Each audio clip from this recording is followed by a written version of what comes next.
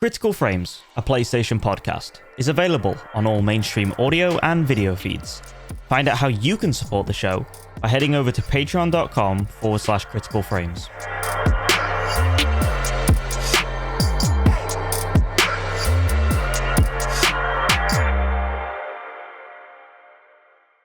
Hello, and welcome back to another episode of Critical Frames, a PlayStation podcast. We are here with some dreadful news this week as layoffs are going across the industry as they have been for the entire year and last year. It just seems to get worse and worse around here, but we'll try to bring a positive angle to it all if it's possible. And we'll start off by getting into our week. This is episode 13 now, Joe? Yep, 13, yeah. We're really, I can't even say Joe without hearing my daughter go, Joe! Hey, Joe! My daughter's always saying, hey, Joe! But episode 13, we're really making some progress here. Excited to be back. We're talking about Bungie, as you guys can imagine. We're going to be talking about Game Informer, which we just heard about moments before starting the podcast. Get into some Outlaws, Star Wars Outlaws previews, and then talk about what we've been playing, and then go into a kind of a special scenario that has to do with PlayStation exclusives for our special topic at the end. But to start us off, Joe, how's your week been? Anything interesting going on with you? No. Let me think what I've done this week. So I ran 10 kilometers yesterday and the day before, individually, of course. I don't know if I've ran that much this year. Probably Actually, not. I'm pretty positive I haven't. Yeah, I mean, I love it, dude. Like, there's something about running where it's just you and the wind and just your own mind, and you have to beat your own. You basically have to, like, argue with yourself. You know, when it gets hard, there's something like... I listen to a lot. Keep going, you little piece of. Well, yeah, I listen not a lot of, but like I listen to a lot of David Goggins, like the guy who's like, get hard, who's gonna carry the boats, all that stuff, because he's like really motivating and stuff, and he's very one note. He's very, in many ways, he's very much a comic book character brought to life. But yeah, and he always has a thing where he's like, oh yeah, when it gets hard, you need to dig in your cookie jar, which is basically like picking out all the hardest points in your life to motivate you and to use that to justify you to go on. And I was doing that quite a lot this week, and it's good. It's a really good like mental arithmetic game to kind of put yourself into. So I did that.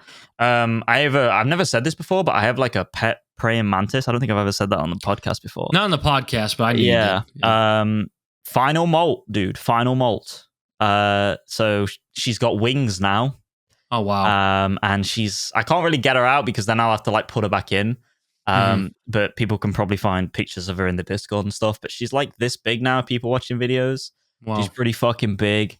Now, hopefully this is a good question and not like a dark question. But I'm genuinely curious. You know how people feel about their dogs, their cats. No, when it dies, I won't cry. Okay. Well, wow. Okay. Just go really dark. I was about to ask you, like, if someone came in your house and was like, "Yo, I'll give you $10,000 for that praying mantis." I mean, is he gone? Oh yeah, he's gone. She's gone. Yeah, she's out the door. See you later. So you're not that attached. Okay. Good I mean, I'm well aware that it's an insect. Okay. Like, I think if you don't need to be well aware. Like, if you said you were really attached to it, there's nothing wrong with that. You know? No. But it's kind of weird. It's more on you. Like when someone like cries because their dog like disappears, like gets lost or runs away, or like, you know, or it dies, it gets ill. Like I 100% understand that. You know, like it's a mammal, it's a dog. You spend so much more time with it. Like this is an insect in a box, like right up there. Like what would make you more sad right now if the praying mantis, praying mantis, right? Yeah. If the praying mantis died right now, or your monitor took a complete crap, it's just gone. Would make you more sad? Honestly, I'd honestly say the mantis, just simply because I put more time and effort into it. Like a monitor, I'll just buy on Amazon and get another one the next day, which is kind of what I'll do for the mantis anyway. Yeah, but one you're taking care of, the other one you're just using. Yeah, exactly. Like I don't really take care of my monitor, dude. Like it's there. You know what I'm saying? It's self-proficient, self-cleaning in many ways. But yeah, I mean, she's looking at me right now like, what the fuck are you talking about, you motherfucker? But yeah, so molted for the last time. So we'll probably get like another couple of months with her, and then she'll kick the bucket. And then what else have I been doing? I've been playing Jedi Survivor. Been enjoying that. More on that later. That's slowly becoming It's probably my favorite game I'm playing right now, in all honesty. That's great. Earlier in the week, Joe texted me and said like he was going to get into Survivor tonight, and I'm like, I didn't know he was a fan of the show. Like I didn't know he watched reality TV. I was like, oh, Jedi Survivor. Okay. Yeah. I remember telling Josh once, I'm like, wouldn't Jedi Survivor have been a better game if when it ended the credits played, I'm a survivor, I won't give up, I'm a survivor. No. Who sings that? Is it Destiny's Child? No, that sounds right. I have Is no it idea. Destiny's Child? It's That Beyonce, sounds right? correct. Yeah. I think so. Beyonce and the rest of them. And then I've also been researching in my spare time. Well, I can't show you 'cause it's downstairs, but I can show you this. I can show the video watchers this. I bought a Metal Gear model kit that I need to paint and stuff. This and build. is awesome. But I've not even touched it. I need to do panel lines on it and all sorts, and I need to do like washers. And I've also bought a 1/100th scale Gundam. So hang on. This is pretty cool. I was so shocked when I learned that Joe was getting I've into also these things. bought this. Okay. Guys, he calls me a weeb. Can you believe this? Dude, I love mechs. Like, dude, if they did a Pacific Rim version of this, oh my god. But yeah, so I'm gonna build this. This is a big motherfucker. This was like 70 quid, like $80 or something. It just looks so good, like the yellow, the white, the green, the black, the red. Like, oh, dude, like so good. So I bought that. Not even touched it. Won't probably for months, let's be honest. I find that more special than like, oh, I'm building a Death Star. I'm like, oh, you and like 32,000 other nerds, you know? Yeah, in many ways. But yeah, the Metal Gear thing is something I'm building right now. So I'm going to build it in like something called sub-assemblies, and then I'm going to like paint it as I go, airbrush it and stuff like that. So that'll be really exciting. But aside from that has been my week in many ways. What about you, Brian? So the day after we podcasted last time, I went and saw Deadpool and Wolverine, and to make the long and short of it, I have been like many people where ever since Endgame, I've been like, I don't give a shit about the MCU. Yeah. I've skipped some of the movies, skipped a lot of the shows. I'm not really interested in it.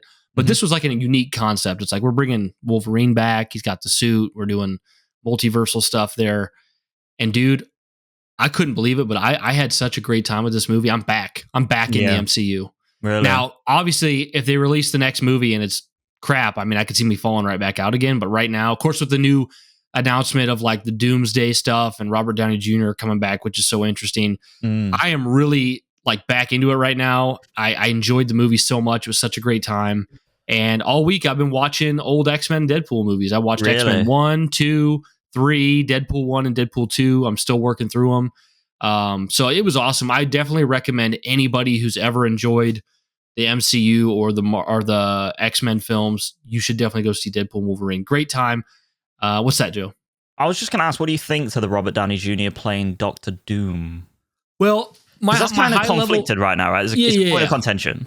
My high-level thoughts, and I feel pretty confident that I'm right about this, is that people shouldn't be making judgments right now. Like, that's my high-level thoughts. Yeah, because we don't know how he's going to be utilized. Like, the lamest way that would piss me off is if they were like, this is Tony Stark from another universe, where instead of becoming Iron Man, he became Doctor Doom, and now it's just Tony Stark as Doom.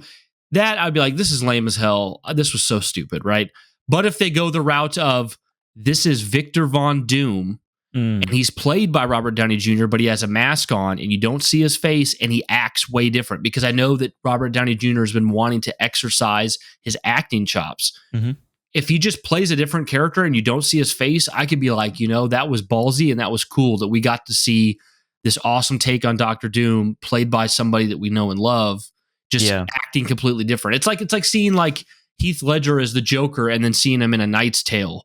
The other movie, it's like completely different. I would like that, but we don't know how they're going to do it yet. So I think some people are like, this is the best thing to ever happen in the MCU, totally back. And other people are like, oh, this is so desperate and dog shit. They've ruined MCU by bringing back Robert Downey Jr. It's like, guys, we are years away from like, we're at least a full year from seeing even a snippet of a teaser trailer, if not 2 years. Yes. So I think it's too early to judge.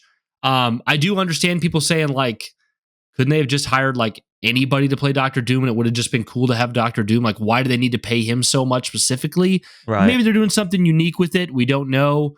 I will say the whole Jonathan Mayers playing Kang thing, even completely removing the fact that he had all these like sexual allegations and lost in court and they dropped him, I was personally very uninterested in the Kang arc. So I am very glad that they've removed Kang and they're going with Doomsday, because I'm in now. I'm back in. I wasn't interested in Kang. Okay, so I don't know what the correlation is. What is the correlation between Doctor Doom here and Kang in the MCU? I mean, they're really not similar really at all, but it was basically they were taking the multiverse arc and building it up with the bad guy being Kang. Right. And then that would lead to Secret Wars. And Secret Wars is where all the universes will collide, all these incursions will happen. And then the idea is that after Secret Wars, the MCU would be reset both in real life and in canon. Like, that's when we could potentially get, after Secret Wars, we could get like Iron Man played by a different actor, Wolverine played by a different actor. But instead of getting there with Kang, we're getting there with Doomsday. So, dude, this is so weird because it's like, I would have much preferred just like, and I think the multiverse stuff's cool.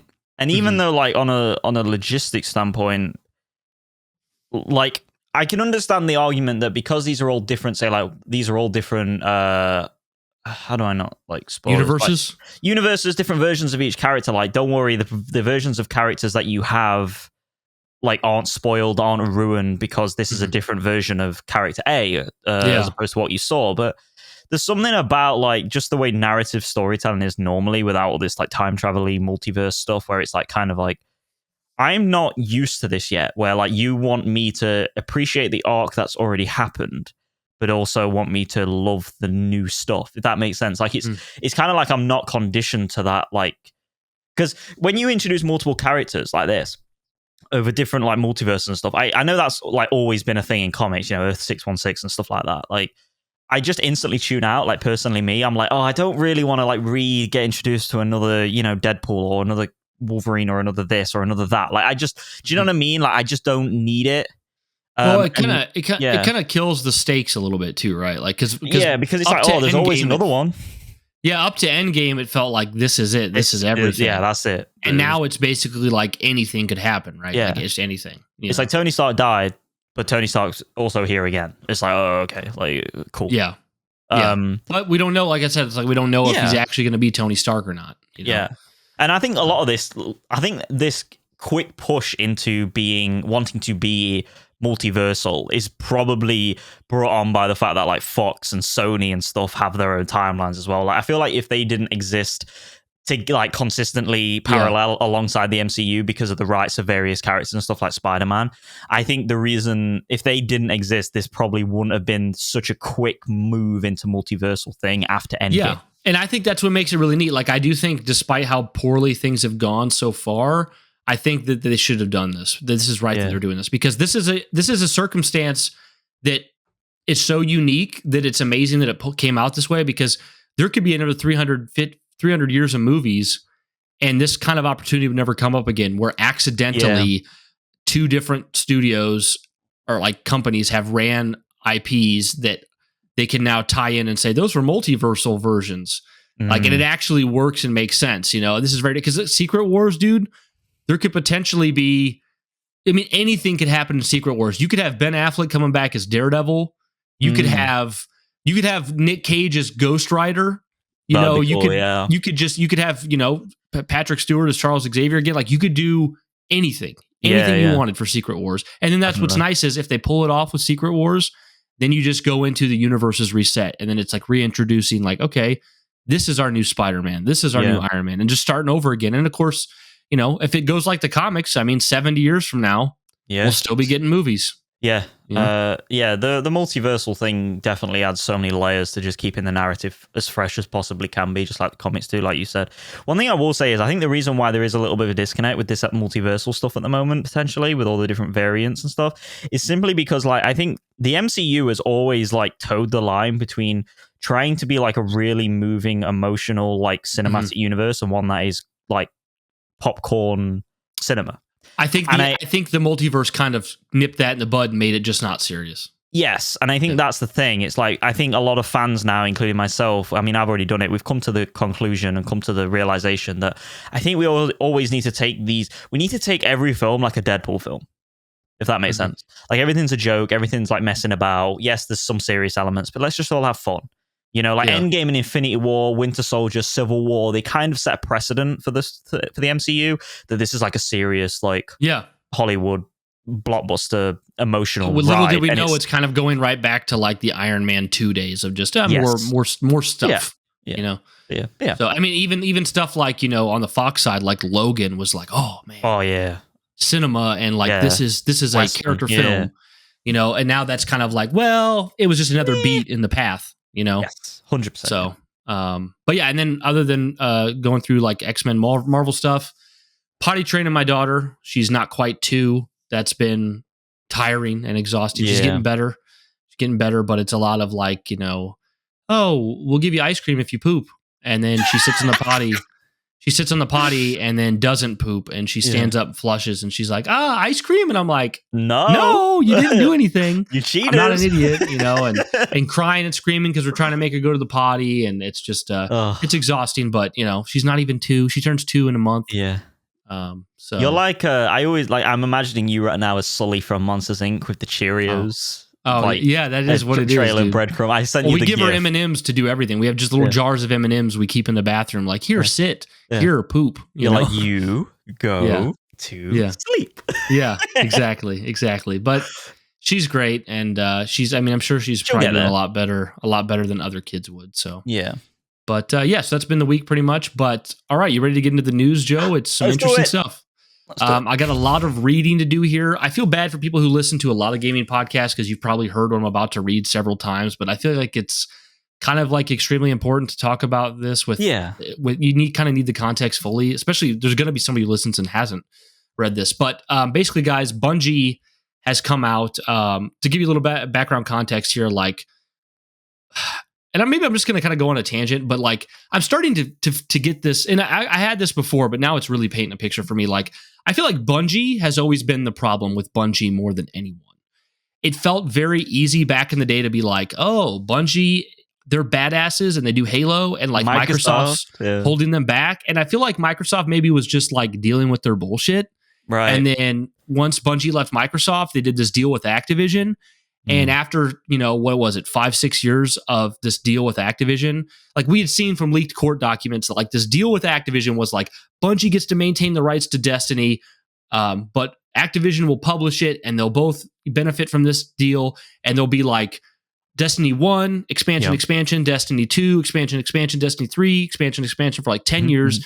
And what we ended up seeing happening was like games got delayed, expansions got delayed. They never did Destiny 3. And then basically, Bungie bought their way out of the contract, and Activision was like, you know what, just freaking leave. Like, like we don't want to finish this 10 years with you. And then Bungie was independent for a while, and everyone's like, oh yeah, now Bungie could be perfect because they don't have Activision over them. And then Bungie kind of sucked again, and it was like, okay. And then suddenly Sony comes in and acquires Bungie, but there's the special rule where it's like, we own Bungie, but Bungie can operate independently, do what they want, be in control of themselves. They can still put stuff third party. And then we started hearing like, okay, maybe Sony overpaid for Bungie. Maybe Bungie's not doing too hot. There was a layoff last year. The last expansion for Destiny, like everyone said, sucked. Yeah. And then it became, and we talked about this, I think, on this very podcast earlier on. It became, okay, the final shape, the last big expansion for Destiny 2, it has to land. It has to knock it out of the park. If it doesn't completely knock it out of the park, there's going to be some major changes at Bungie.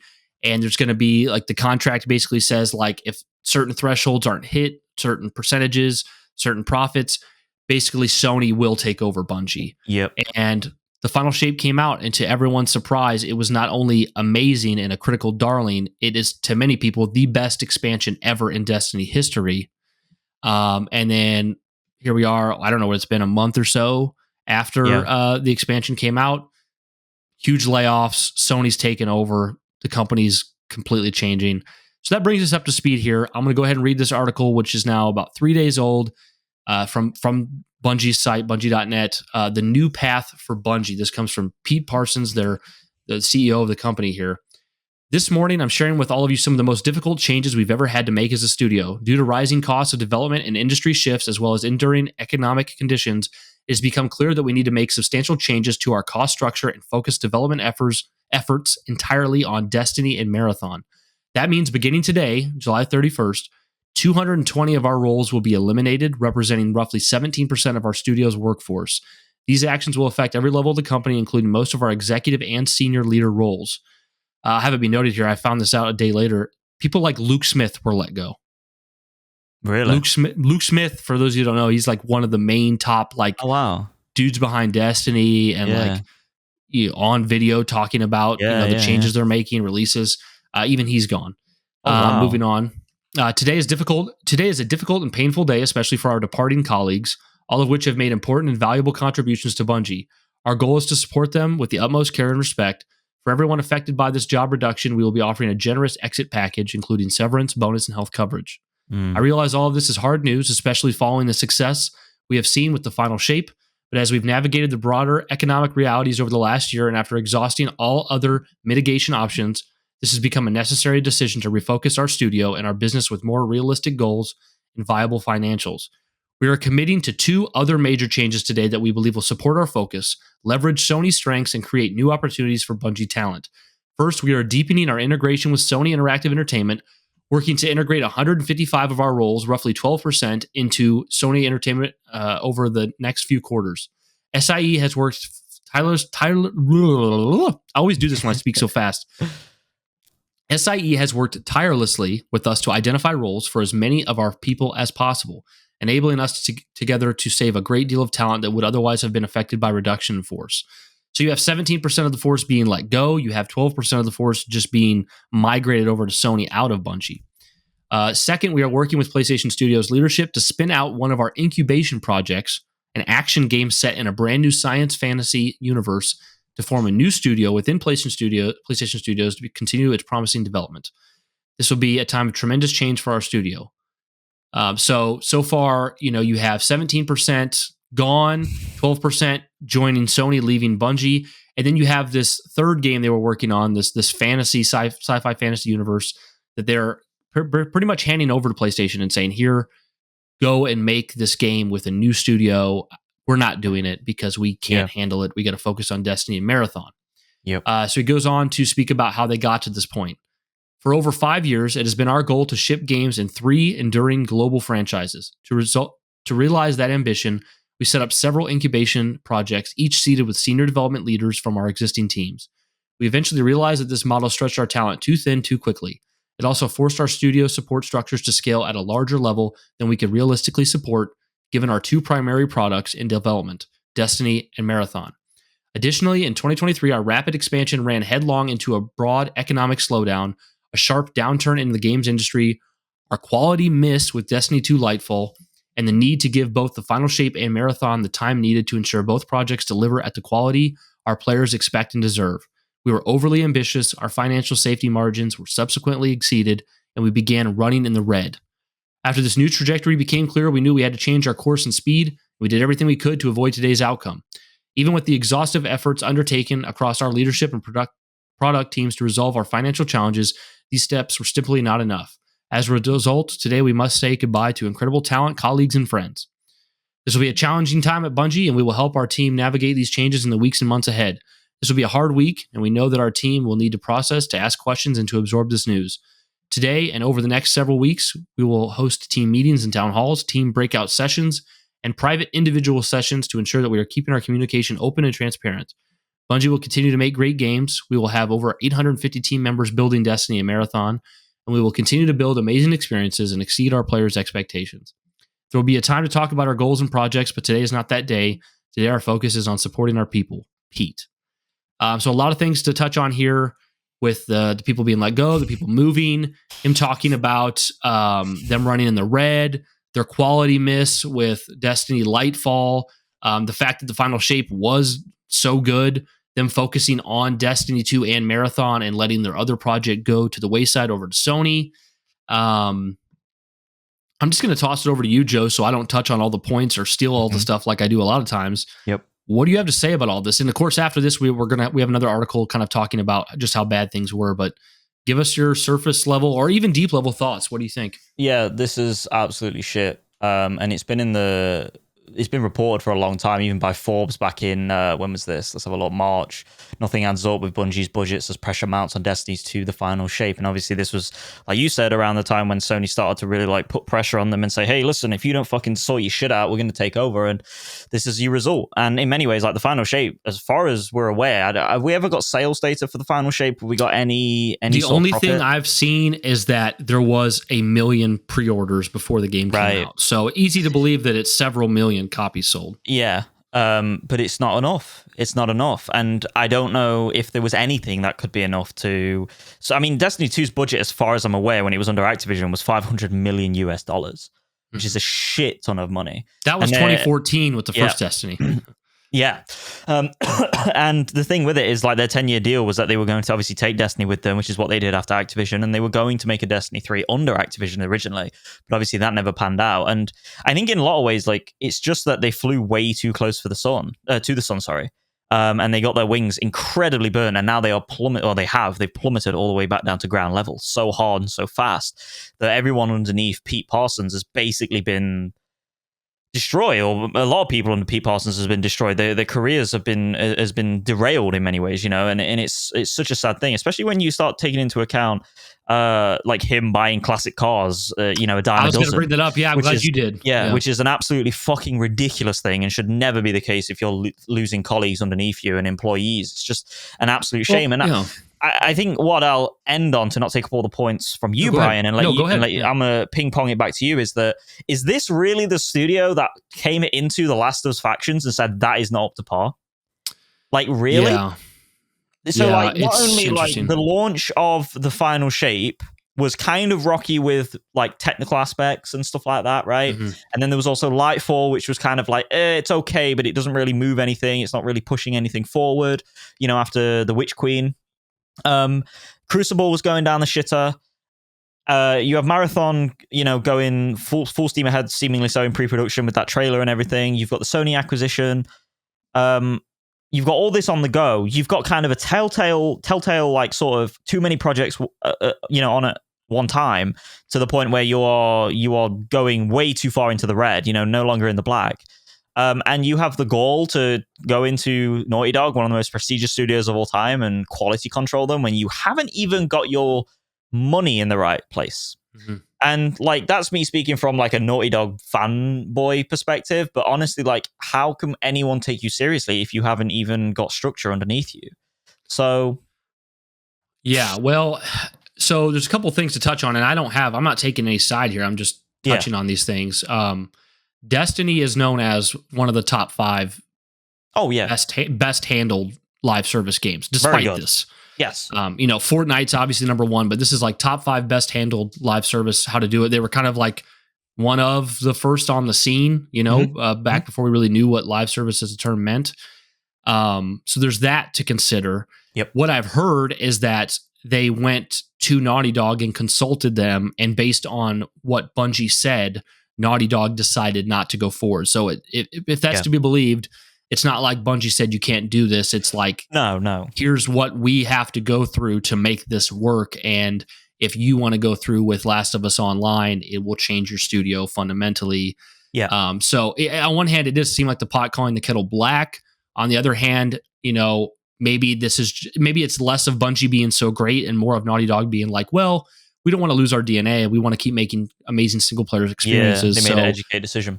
We're not going to go this route. And maybe part of the reason why, you know, Bungie was able to be at points one of the best live service games is because they were willing to fly too close to the sun when most parent companies would never have allowed it to be that way. Yes. Right.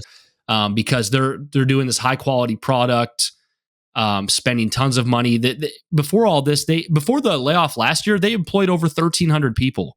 Mm-hmm. Like, that's insane. We get AAA full budget games developed by like 200 to 300 people sometimes. Yeah, their studio was 1,300 or more, which is wild. So I think they were being poorly managed and poorly ran for a long time. They had their clout from Halo to throw around back when they made the deal with Activision. Yeah. They had their clout from Destiny to throw around when they made this seemingly bad sale to PlayStation. It seems like PlayStation, like I can see PlayStation in the long run, like getting a lot of benefit from the acquisition of Bungie, but it seems like in the short term, this was a bad pick. There was court documents from the whole Microsoft FTC stuff that Microsoft had been looking into buying Bungie, but they said that Bungie's like burn through cash was insane, and they didn't want to buy them, and Sony did. So it seems to me, and I know this is like surface level, but it very much looks like, you know, Bungie's rocky plane ride was coming to a halt, and they were going to crash and burn, and they managed to swindle Sony. Not that Sony is not smart enough to like read the tea leaves and pay attention, but they managed to swindle Sony into overpaying for them and be in their safety net. And that safety net let them fall very slowly. And now it's finally crashed and burned. And it looks like Pete Parsons, sitting at the top, gets to have no penalty, gets to have huge bonuses and payouts for the sale. And the whole company beneath him just has to be scrambled and shuffled and people are losing their careers and being sent away, and projects like this sci-fi fantasy thing is being jettisoned over to Sony, where Bungie won't even get. Bungie might be in the credits as like conceptual, but like ultimately it won't be a Bungie game. This third game they were drumming up. They also canceled not only Destiny 3, they canceled a game called Payback. Do you remember the news of that one? I wasn't sure if I was going to bring this up or not. That's actually not completely accurate. Destiny 3 was never in development. But their Destiny 3 level project was Payback. Yes. Okay. And that was canceled. And I believe Luke Smith was at the head of that, and that's why he was let go as well. So, and then you mentioned, and I was going to get to as well, Pete Parsons has recently spent nigh $3 million on exotic cars. And he put this out as this huge layoff, and he locked his Twitter account so that he can't receive any bad backlash. Really? There was also a employee that just got laid off who went on Twitter and said that she was with him 2 days ago as he showed off his exotic car collection, and he told her that she wouldn't be laid off, and then 2 days later after was laid off. So here's where I'm at, right? Okay, so like bear with me, guys. I am never trying to defend the mega billionaire, millionaire, whatever guy, but here's where I land. I always have a hard time, usually, when people attack, just go right for the CEO and attack, because I'm like, if a company has agreed, let's just take me and Joe, for example. Let's pretend, you know, we agree that Joe is the leader of this company, and for the work he does, if Joe manages to get our, well, that kind of screws my whole scenario right there. I was gonna say if Joe's manages to like keep our profits up, but let's just remove that, because obviously they're running in the red. But like if we've promised Joe as a company that Joe gets $10 million a year, we've contractually agreed that him as the CEO of our company gets $10 million a year. If that's what's been agreed upon by the company and it's what's been contractually signed, and he gets the $10 million a year, yeah, boy. There's some level in which, just bear with me, guys. There's some level in which I understand that like Joe would want to take his 10 million yearly, because that's what we agreed upon. He's running the company. But, you know, it's a really bad look when it's like, okay, so what you're saying is you've ran the company for a very long time. You've ran it in the red. You've ran it with too many employees spread over too many projects, to the point where you've known this obviously for a long time. It seems like they knew this before Sony acquired them. So multiple years they've known this. Meanwhile, he's not taking a pay cut. He's assumedly got a big payout from the sale to Sony, and he's out there not cutting his salary at all. He's buying tons of exotic cars, things he doesn't need. And meanwhile, he's locking his account and literally ending the careers of hundreds of people who literally just built on the ground floor the amazing expansion that just released. Like, and then he comes on a blog post and he's like, "Oh, sorry guys, we tried." Yeah, there's no way you don't look like a complete mollywop, as Joe would say. There's just no way to spin this. Like, no. Like, I don't... Okay, so like, with Bobby Kotick, for instance, and correct me if I'm wrong, Joe, Bobby Kotick was constantly bringing in record sales and huge profits. Yeah, he saved Activision. Yeah, and the company had agreed to pay him a shit ton of money. Yes. And to be fair, Bobby Kotick raked in tons of money while people below him doing the hard work got less. And there was like, sexual allegations at the company. He just ignored them and shit. Yeah. Yeah. Bobby Kotick's a shithead for sure. But at least there was some level of like, we are asking Bobby Kotick to bring our company large profits, and we have agreed contractually to pay him tons of money. Yep. And he's doing his end of the job, and he's getting tons of money. And if Bobby Kotick decides to go out there and twirl his mustache and roll around in his $13 billion, he did it legally, as far as we know. He did it legally, and he did his job, and the company said that's what we agreed upon, and that it's kosher in that sense. Now, there is the idea of morality there, where it's like, bro, like people aren't getting paid enough, they're not getting raised enough, there's sexual allegations you're not paying attention to, and you're just riding home with the money and not caring at all. Yeah, there's moral stuff there, but like in the instance of like Pete Parsons, it's like, bro, your company hasn't been running well for a long time. It's running in the red. You just put out what many consider to be the best product of Destiny ever. Yep. And it still led to hundreds of people losing their jobs. And you're out there buying exotic cars and showing them off the same week that you're laying people off.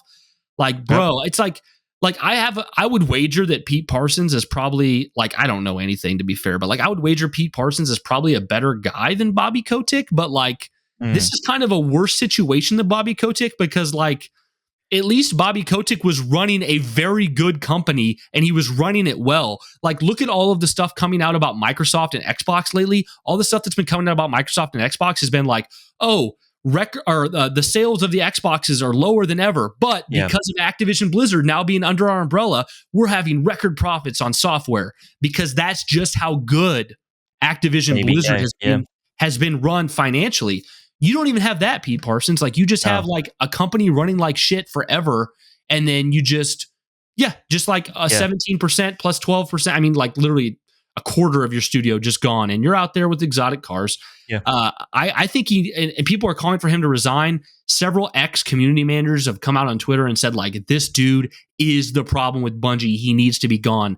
Right. I am not a cancel culture type of guy. And to be fair, I'm not canceling him as a person. I just think, bro, you need to leave. Like, you need to leave yesterday. You need to be done at Bungie. I don't know if Sony needs to take over or somebody else within Bungie, but like, it is clear that Pete Parsons, his goals, his mentality is not on the health of this company and its employees. It is on his own wealth. Because like, that's what shows, right? Like, your company is suffering year over year and it's losing its identity. Yeah. And you seemingly are taking no pay cuts and just having a great time. Like, I think he needs to be gone.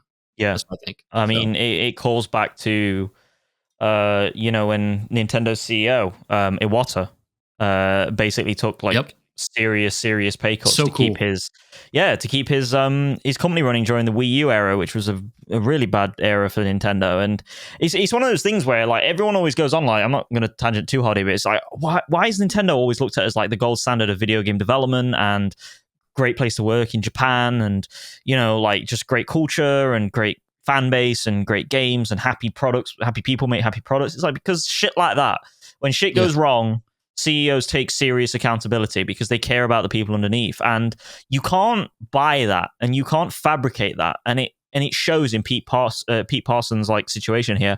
And like, I mean, he's a member of the board of directors, which as far as I can tell, going from a site called Comparably, which is assumedly like Glassdoor kind of website that sort of looks at employees and employers really closely, more so than Glassdoor.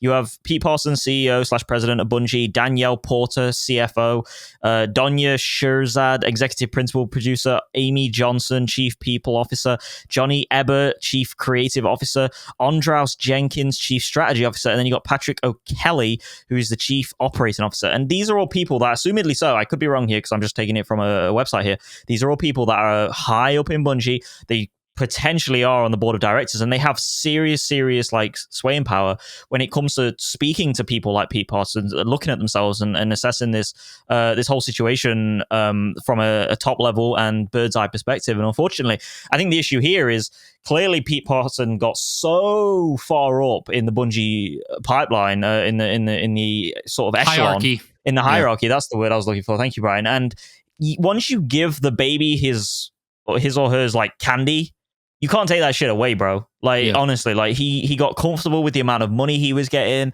And, you know, you threaten a big CEO like that, he's going to be like, well, I'm going to go to a different fucking company then. Fuck you. You know, and they don't want to lose him, obviously, 100%. Like, no one wants to lose their CEO because that's a massive thing to lose, especially if you don't have, you know, like some serious level of replacement, you know, within that, you know, that fucking notice period. But the point is I think this is just a bad look for him, in all honesty. I don't know enough about his particular situation to call for his job like a lot of people are doing. But ultimately, I think I think this is ultimately a really bad look for someone that's leading a company, a gaming studio. The people that are staying on will be, I mean, the morale in the studio right now is going to be so bad, like so bad right now, because they're going to be losing friends, and obviously they can find them in Sony and stuff potentially, but I mean that's probably to a whole new like company, whole new sort of you know, how would you say, building. And I think ultimately, like where we're at now is I would be happy for Sony to take over them. I think the writing's on the wall likely here. To be better. I think they would be better. I think they would be better being brought into Sony first party in terms of their culture completely. I never really liked this idea that Bungie was this studio that was owned by Sony, but was on the outside and didn't have to listen to abide. Them. Abide by the same rules, like they were a sibling studio. Because here's the thing: Bungie aren't a sibling studio to Sony. They're just not. It's as simple as that. Like that is a weird dynamic, and I think for Sony to even agree to that, at least temporarily, until their main leadership, you know, left or was kicked out or whatever. When was this? Is it 2025 when that happens or something? I don't think it says here on the statement. What happens when the senior leadership roles like sort of if they don't do well enough, it's over now. And I don't have this pulled up here, but I think it was Jeff Grubb said that like effectively now, Herman Holst is in charge of this company. Did you hear that? And as he should be. I mean, ultimately, it's the thing. Like, I mean, it's the same thing with Naughty Dog. Like, as much as I love Naughty Dog, and all that, like the whole thing with them coming in for Ben Studio and like basically making them Sony making Ben Studio create an Uncharted remake, supposedly so, and stuff, and creating really horrible tensions between like upper echelon studio to a lower echelon studio and stuff. It's the exact same thing happening here with Bungie, in the sense that, well, it could have been the exact same situation happening in the sense that Bungie's this like highbrow MMO studio that's going around all the studios that are doing live service at the time of Jim Ryan and being like, no, you can't do that, or no, you shouldn't do that, or you should do this. It doesn't lead to very nice culture, and it puts up more walls than it does like smashes them down, you know. And I think at this point now, like a lot of studios within Sony first party will be looking at Bungie going, holy shit, like they were the ones that were like sibling to Sony, like they were creatively unbound, like, oh my god, like what the fuck. Well, it begs the question now, like high level meetings when Bungie was acquired, they had to have known that they were on this path, right? And like maybe that's why the contract is the way it is maybe Bungie said, hey, we're doing really bad. We don't want to be sold to you. We don't want to be owned and like exclusive, but we're doing really, really bad here. Of course, it sounds like they made themselves sound better, but maybe to some degree they were like, we're on this downhill spiral, but we don't want to be like taken over. And then Sony was like, okay, well, let's make this deal. And obviously I'm just a random person. I don't know what I'm talking about, but like maybe Sony was like, let's make this deal. We will acquire you, and contractually you can be independent, provided you are able to maintain this profitability, this threshold.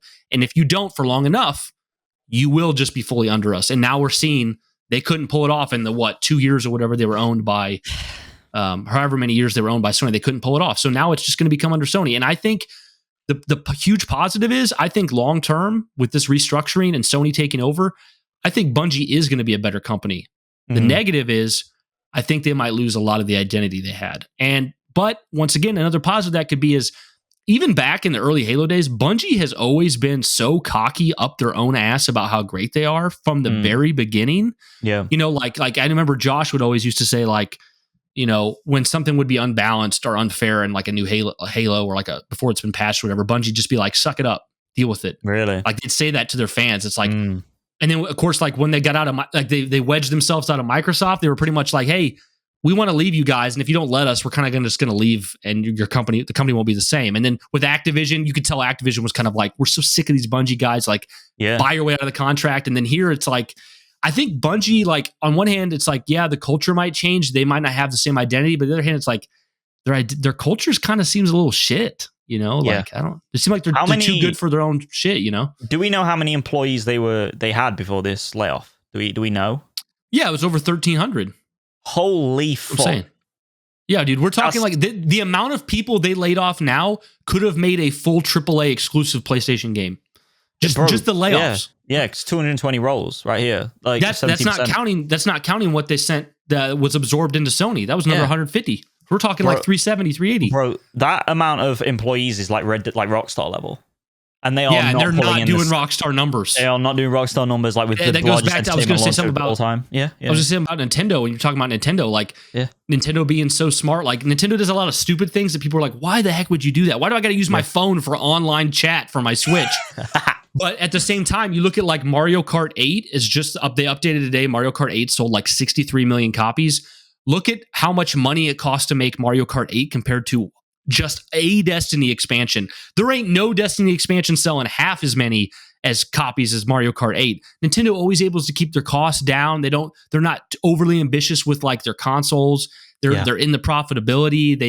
They retain their talent. They take pay cuts. Like, it's just wild, dude. It's just wild. Like, it's crazy. I think that's one thing about Nintendo. Like, when it comes to their investments and how they look at the return on investment going forward, they speculate to accumulate all that shit.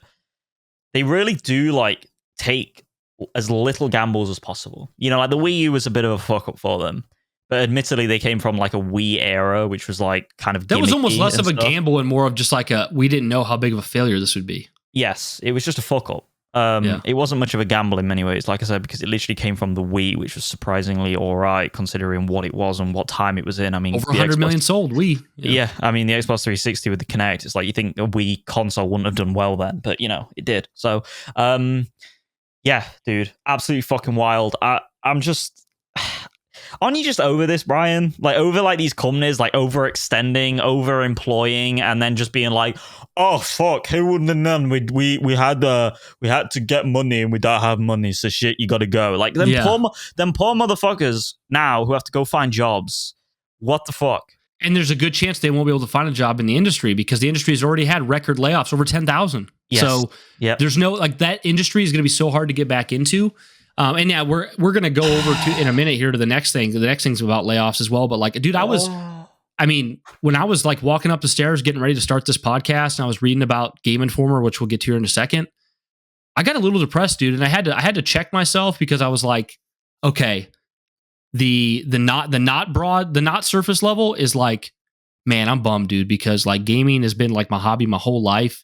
And like, games are getting like stupid with their prices and their microtransactions and their over development, over budget. They're 5, 6, 7 years to develop, people getting laid off, companies just mistreating people, the whole industry just being seemingly turned upside down on its head, being shit on. Microsoft deciding like Microsoft just losing 50% of their console sales and being like, we don't care because we want to sell you Game Pass on the cloud through your Amazon Fire Stick. I'm just like, I'm starting to like double down in my head or like go into this dark spiral of like, gaming industry shit, things aren't as good as they used to be, they suck. And then I stop myself and I back out and I go, wait a minute, Brian, this isn't your life. This is just the realm of gaming, and it's something you do for fun as a hobby, and that's all it is. Don't spiral down this dark thought path because apathy is death. Your life is your faith, it's your family, it's your daughter, it's your wife, it's your people around you, it's the things you go out and do, this is a hobby. This is a passion. And sometimes, especially when people like me, like you, talk about this stuff, you let it get into your head. And it's like, you know, this does suck. And like, I would be like, for instance, if like, let's say it got even worse, like tomorrow, all games in the world are live service Battle Pass games. Even the new Mario, even the new Zelda, they're all live service Battle Pass multiplayer games. As much as that would suck, that's where you just need to step back and say, this isn't my life.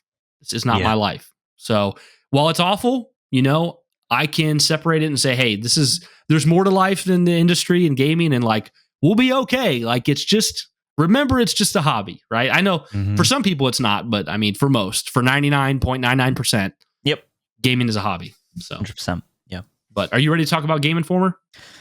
We are. What joyous news. Yeah. So more very, very sad news here. For a little bit of context, guys, GameStop has been sucking forever. There was moments where they were cool when we were younger and they were the place to get stuff and the place to have midnight launches or whatever. But for well over a decade now, they've just been on a downhill spiral, basically because as the industry shifts more to digital, people don't need to go buy games physically. They don't want to buy games physically. And oftentimes, if they do want to buy games physically, they just Amazon that shit. You know what I mean? They don't go to GameStop. And GameStop owns Game Informer, the long-running gaming magazine. And, there was always this idea that, like, that's not good for Game Informer because they're owned by GameStop and GameStop's shit. But just a few months ago, Game Informer came out and they're like, hey, we're offering this way for you to go directly to our site and subscribe to our magazines, pay a subscription fee, and just get magazines. And you don't even have to involve GameStop. Yep. And that looked like a promising endeavor because, Game Informer has their own website, their own podcast where we've cited Game Informer before on here for news. Then they also have this magazine. It's like, okay, yeah, they can do their own subscription service without GameStop. That was like just months ago. And today, seemingly out of nowhere, without telling anyone, Game Informer is completely done, shut down. It's over with, gone, just done for life. Yep. And I'll go ahead and read this here from this is the tweet from Game Informer official. The final level. Farewell from Game Informer. After 33 thrilling years of bringing you the latest news, reviews, and insights from the ever-evolving world of gaming, it is with a heavy heart that we announce the closure of Game Informer. From the early days of pixelated adventures to today's immersive virtual realms, we've been honored to share this incredible journey with you, our loyal readers. While our presses may stop, the passion for gaming that we've cultivated together will continue on. Thank you for being a part of our epic quest, and may your own gaming adventures never end.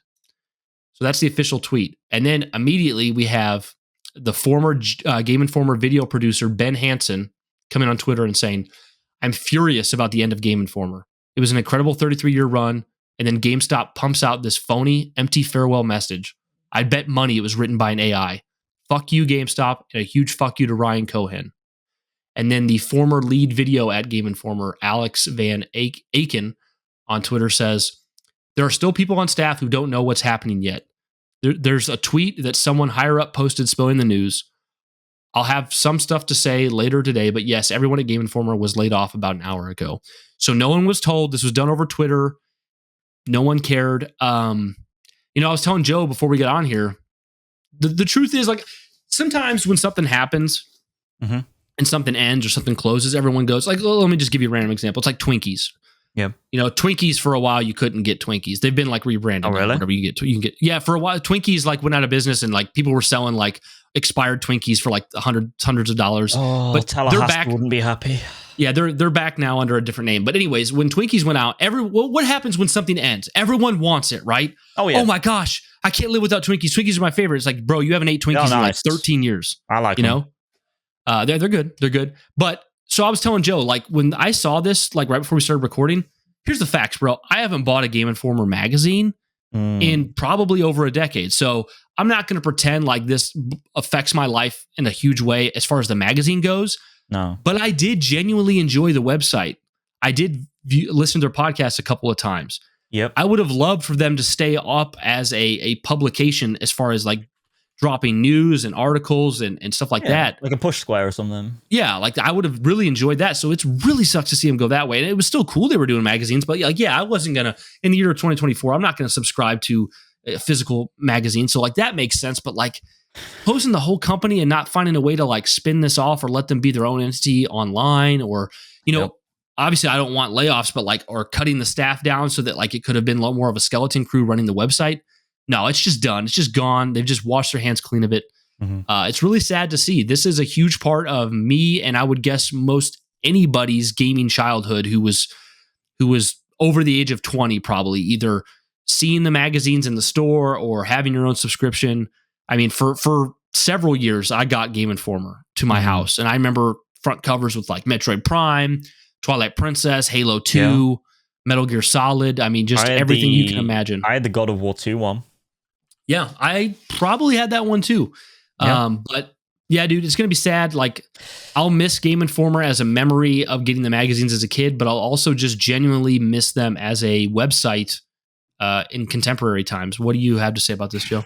Yeah, I'm kind of in the same boat as you in that, like, I won't be like this fake guy that's like, oh, I always liked them, or oh, I always read them and stuff now that, like, it's posthumously gone. But I think, again, this comes back to, like, what I said about the Bungie thing. This is, like, just sad for the people that are affected.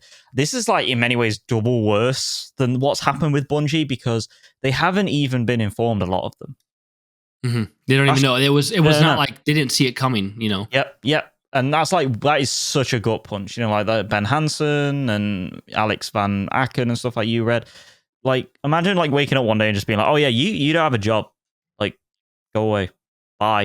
It's like, what the fuck? Yeah. Like all that work, like, and not only do you not have a job, but like this thing you were a part of doesn't exist any longer starting now. Dead. Yeah, it's just like it's just dead. Like there's not even any build up. There's no like vaulting service for like old online articles. Like there's nothing. You know what? Wesley needs to get the final issue because the final issue for all of history from Game Informer is Dragon Age: The Veilguard. Yeah. That's the Wes, final get on issue. that, dude. Get on it, dude. Definitely should get that. I always love their front covers as well. Like when they did like a feature, like when it was the Splash front and center, it was always like just their logo, Game Informer. Yeah. And it was just like just the big artwork. I was like, that's so I mean, badass. I remember one of the most obsessive followings of a game I ever did in my life was Legend of Zelda Twilight Princess. And I remember reading the Game Informer and just being like, oh my gosh, I cannot wait for this game. And I had it pre-ordered for years and I talked about it all the time. Yeah. It was just amazing, dude. Did it live up to the hype? Yeah, it did pretty much actually live up to hype for me, which is crazy, but especially as a kid. Yeah. But yeah, it's just sad to see him go, and it's just it just really puts an exclamation point on this week after the like people are still reeling from the Bungie stuff, and it's like, whoa, Game Informer is done. Like it's yesterday, Game Informer was a thing. Today, it's not. It's gone. There is no. Yeah. They didn't try to sell it to somebody or move companies. It's just gone. Yeah.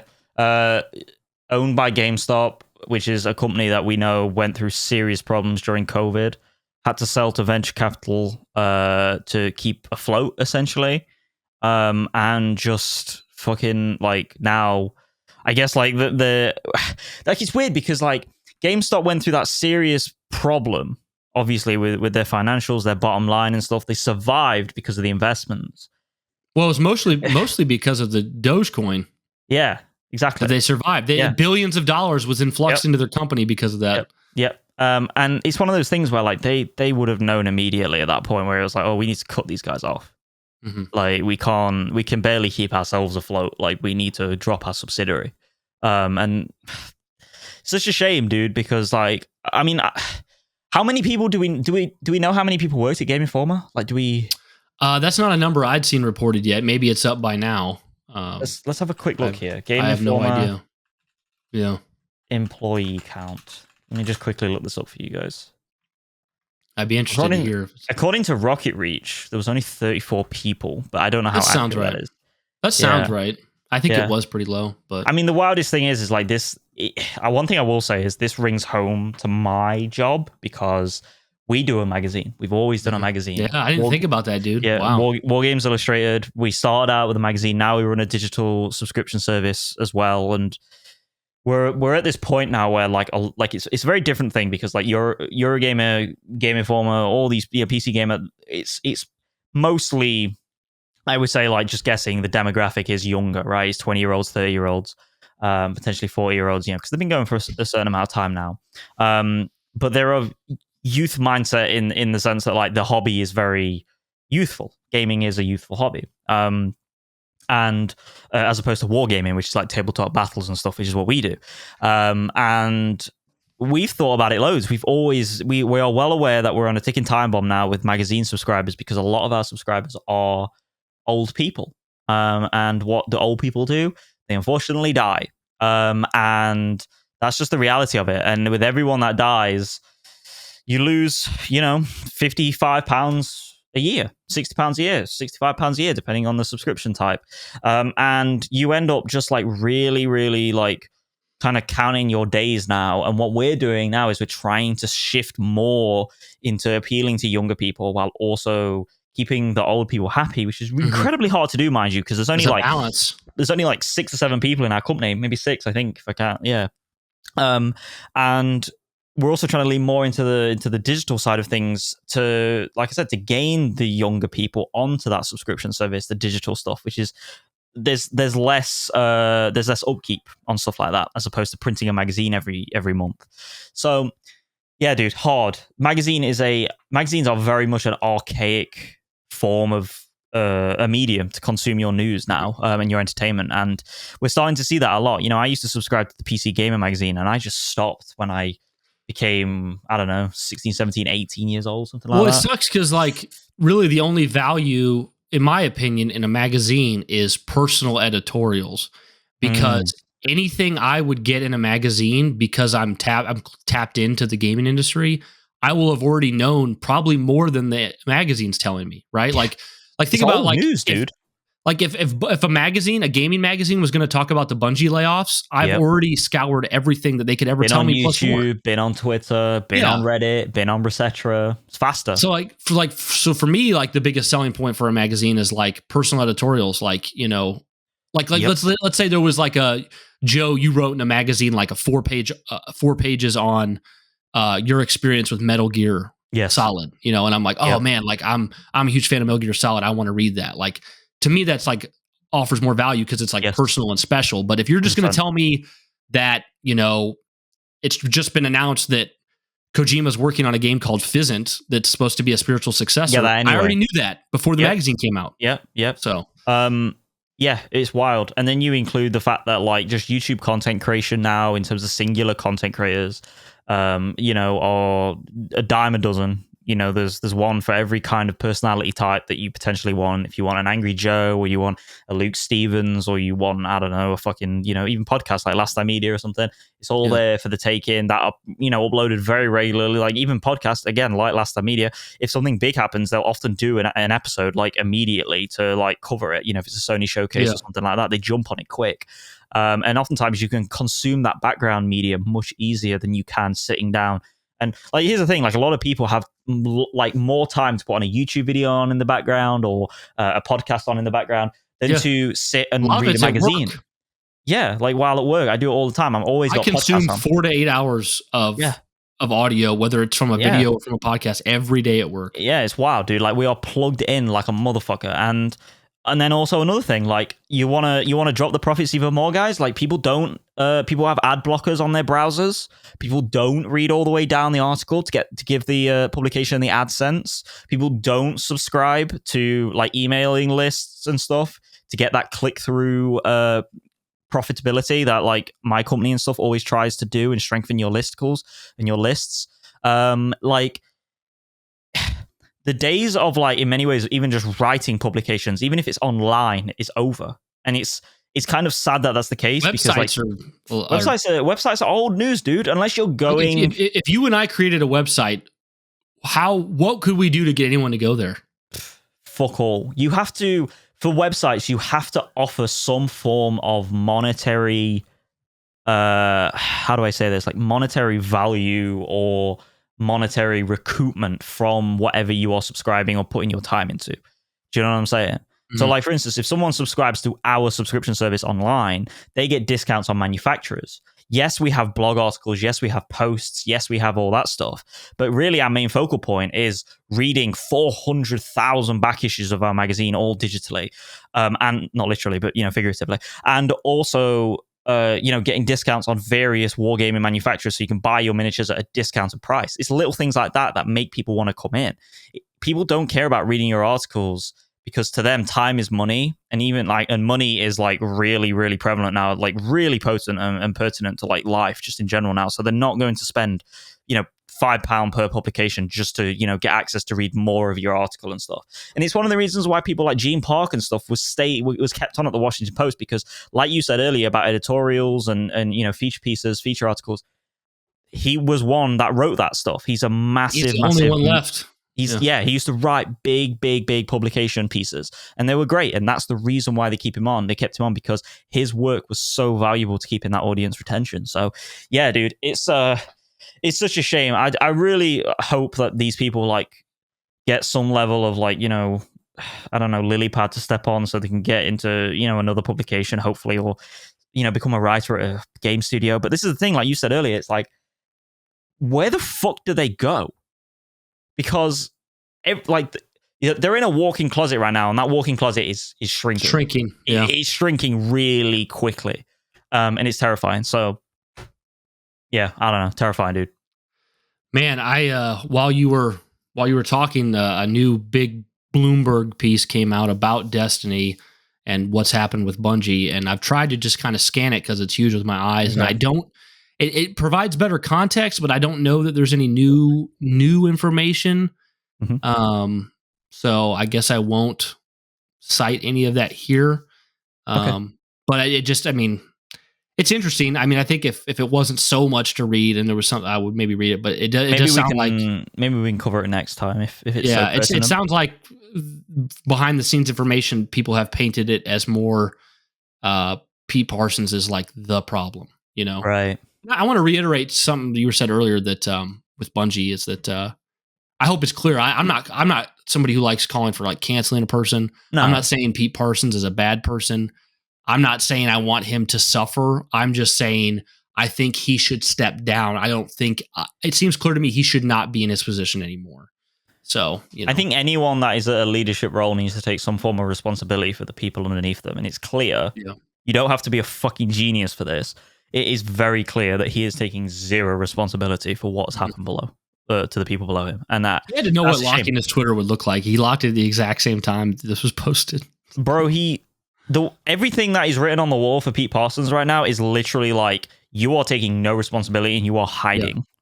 Yeah. And I'm not the kind of guy, like you said, I'm not the kind of guy to cancel anyone. I don't care about any of that. Like, and I don't think canceling in many ways works for like people taking individual introspective responsibility in any way in all forms of life. It has to come from them. But ultimately, like, I don't want to say like that when there's smoke, there's fire, because that's wrong as well. But in this case, like, dude, like, at least say something aside from this blog post, especially after the news that's come out about your classic cars. But yeah, anyway, we don't have to retread this. So yeah. All right, well, to move on from a lot of that negative news, the Bungie layoffs and Game Informer closing, we'll go over to some really strong previews for Star Wars Outlaws. People got to play about 5 hours of it. I have one article that leans a little more positive, one leans a little more negative. But this is a game that I know Joe and I aren't terribly interested in, but I think because it's Star Wars and it's the first seamless open world Star Wars game ever made, not counting like an MMO or something like that, I think it is going to sell a lot. I think people are going to be very excited about this. I don't know if you'll agree with me, Joe, but I think this is going to be one of those games where at the end of the year, you're going to hear a lot of people online saying this is game of the year just because they loved it so much, but it's clearly not game of the year material. You know, like it's just because it's the open world Star Wars game. You know, that's. I think this game is going to be like, I don't know how to describe this, but it's probably going to be like it's not as artsy fartsy. It's nowhere near as like unique and as polished probably or whatever. Yeah. But I would say that this is kind of like, you know, like when Plague Tale came out, like there was like a bunch of like Plague Tale was up for Game of the Year as far as I'm aware, right? Like the Game Awards and stuff, and then there was other games. I can't remember exactly what year it was, but I always look at Plague Tale as like the game that is really, really, really, really good, like amazing, 9 out of 10 material, easily Game of the Year. Like everyone who's nominated, I always say this, everyone who's nominated in these Game of the Year shits, like they deserve all the flowers, right? I don't care who actually wins. I just want to see the nominations. But I always say like it's always going to be like the second tier or the third tier, and there's always like one or two games that are like this every year. It's always like the one that's just slightly below. It happened in 2018. Yeah. Red Dead Redemption 2 was probably the most favorable. God of War just underneath that, and then Spider-Man. Spider-Man was kind of like, yeah, all right, fine. Like it's there, but it probably won't win, and it didn't win because like obviously everyone was like Red Dead, basically, even though that didn't win. But yeah, so. This strikes me as that this kind of game, it's like it's going to be a lot of people's favorites, but I just don't think it's going to pull as many people in to win. So yeah. What's been surprising me is I've heard that people are saying this is not really like super Ubisoft feeling. It's more like Red Dead Redemption. Not the quality necessarily, but it's more like playing Red Dead Redemption. But we'll go. I got two different publications here. First comes from PC Gamer. After 5 hours of exploring the galaxy and ghosting past stormtroopers, Star Wars Outlaws is finally winning me over. Star Wars Outlaws didn't put its best foot forward when I played it at Summer Games Fest. The demo covered most of what you do in Ubisoft's next open world game. Sneak, hack, shoot, and fly. It was fine, but it was overfamiliar. And I couldn't shake the feeling that I was experiencing Outlaws in the exact opposite way it was intended. I wanted so badly to hop on Kay's speeder and explore the open world a bit, but we were rushed through 3 linear missions on strict 20-minute timers. Ubisoft flipped that SGF demo on its head at a dedicated Star Wars Outlaws preview event held earlier this month in Orange County. No on-screen timers, no segmented missions. I played nearly 5 hours of Outlaws, and a good chunk of that time was spent chatting up NPCs, taking on side jobs from factions that all hate each other, and full sending Kay's speeder off the biggest rock ramps I could find on Toshara, a planet of deep canyons and desert brush where the opening hours take place. My complaints about unchallenging shootouts, stiff climbing, and dumb stormtrooper AI haven't changed, but I learned that Outlaws shares a notable quality with other Ubisoft open world games. No one aspect is exceptional, but when it all comes together, I'm having a really good time. So I don't want to read through everything here, but that's kind of just a top level.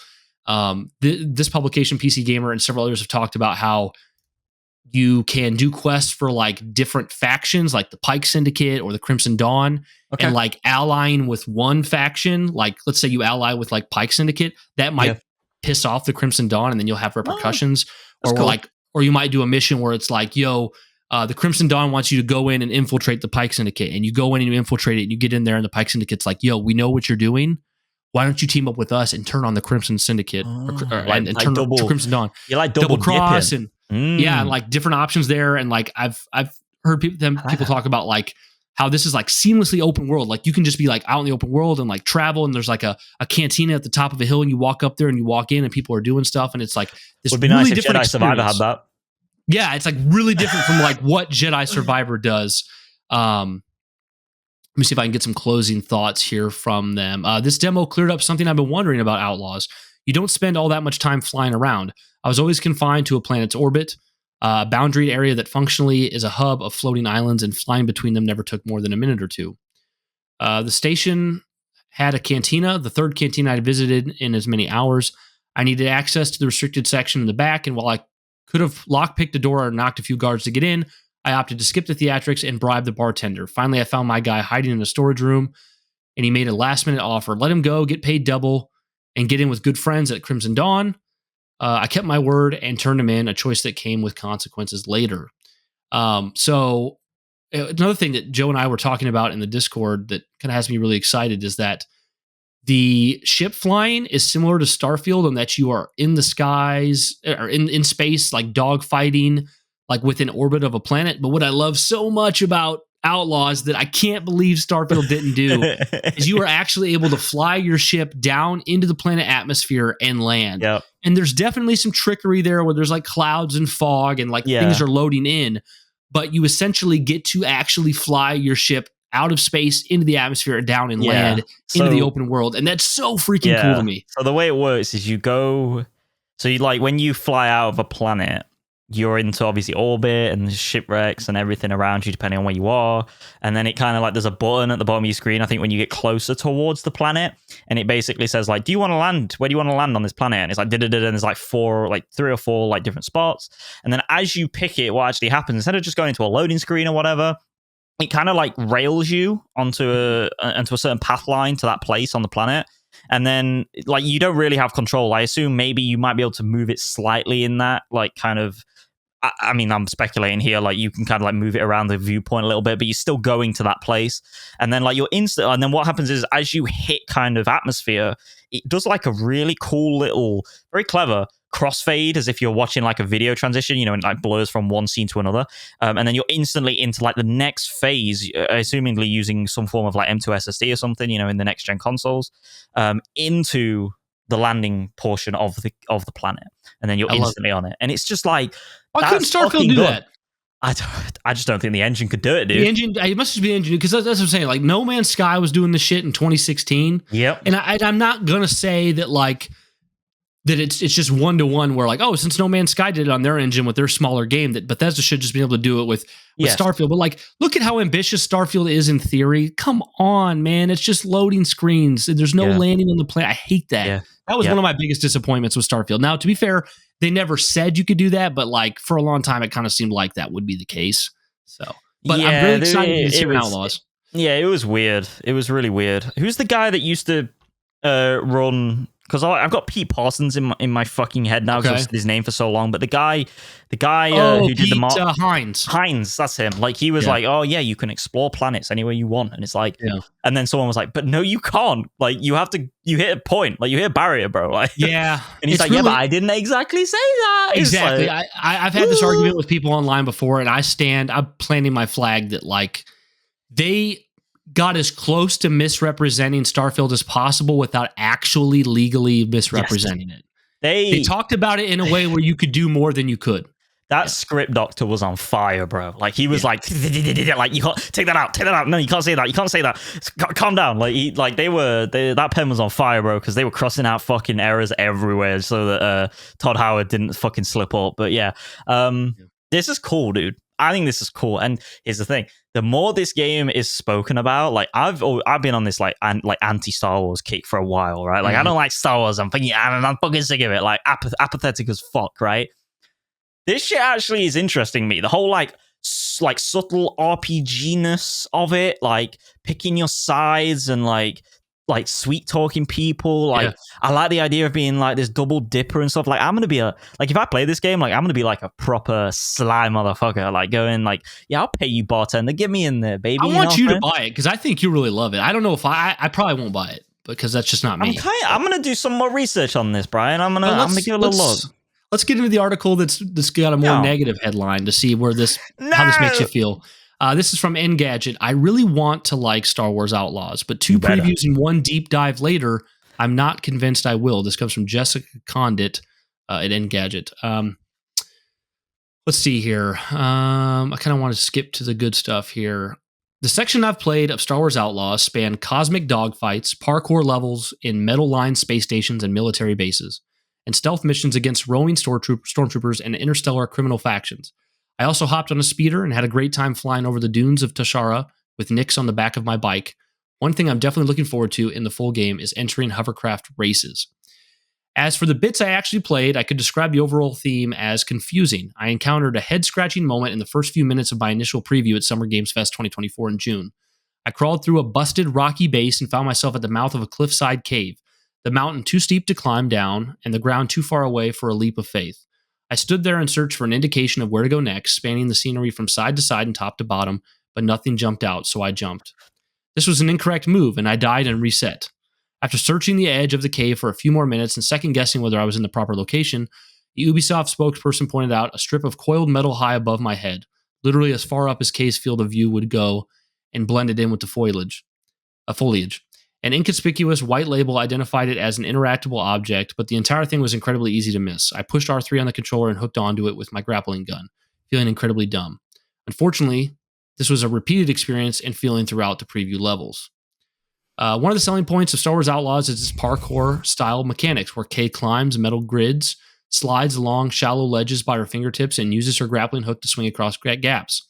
However, these mechanics are hit or miss, draining the flow from any attempted parkour action. The climbable grids are highlighted in a dull yellow that doesn't exactly stand out against rusted metal walls, and even when Kay jumps directly to them, she sometimes fails to connect. This happened to me during both previews in different sections of the game, and the second instance led me to think the grid wasn't actually climbable at all. I wasted a good chunk of time farting around the affected area before considering another jump to the grid. It worked, but the loop left me frustrated. I don't mind some enmeshed, not obvious traversal point in games, but Star Wars Outlaws seems to take this idea too far. Skipping on as we get to some more ideas of what she's talking about. Let's see here. I'm concerned that Star Wars Outlaws has fallen victim to classic AAA bloat, offering a big universe of mediocre experiences, some of them half functional and the rest lacking depth or innovation. In the game's previews, there are hints that this is the case. As always, though, I'm prepared to be surprised. if I had advice for anyone interested in Star Wars Outlaws, and this still includes me just barely, it would be this: look up, like way up.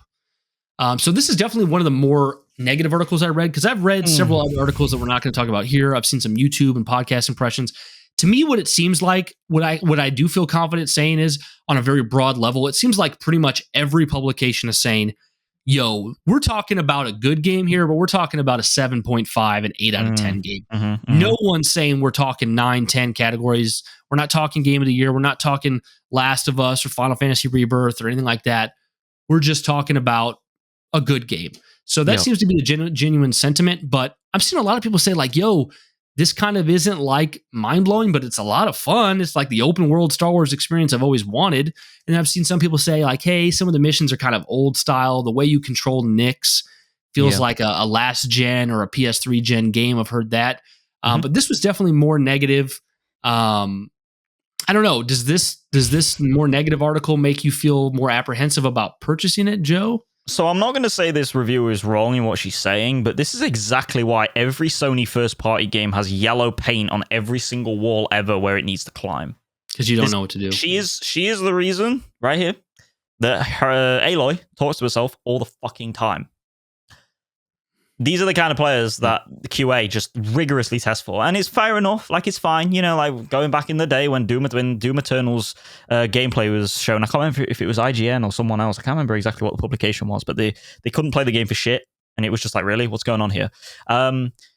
She is right to have that opinion. I'll never like say you've got like a sort of invalid opinion just because, you know, you don't like a certain part of the game or you find it, you know, you haven't got good or something. But what she said there doesn't bother me at all. I think I'll be able to figure that out fine. And yeah, it might be frustrating in certain like if I was to play the game and there's similar situations like that, I might be like, this is kind of annoying. But in all honesty, like, this is the kind of shit that, like, you play Dark Souls and stuff, and it's just kind of like, yeah, well, I just fell off again. Fuck, I got to do it again. Yeah. And it's like, I'm used to that kind of shit in games, you know, like I've lived it, I've done it, like I've worn the t-shirt, and I think there's genuine criticisms there with like the sort of climbing and her not grabbing onto walls and stuff. There was a GIF in that article that was like showing how she basically jumped at the same angle and the same distance, and she didn't hit the first time but got it the second time.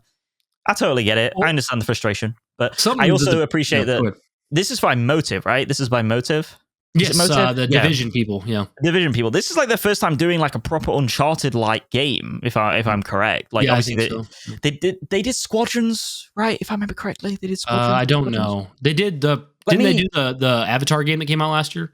Let me have a look here. Motive EA. 1 second. Just give me 2 seconds here. Yeah, they did Squadrons. I love Squadrons. Okay. I thought it was a brilliant game. Like, their attention to detail with Star Wars is incredible. They know that world through and through. Like, it was a wholly unique game, like Rogue Squadron back in the day. They did the Dead Space remake, which was fucking fire and one of my favorite games of 2023.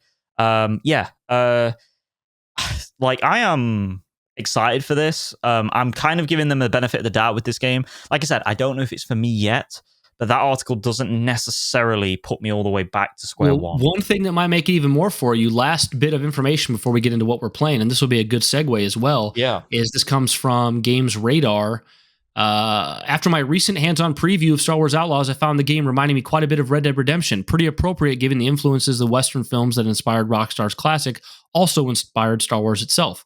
When I brought up that comparison to Garrity, Garrity is from the studio here that's working on Outlaws.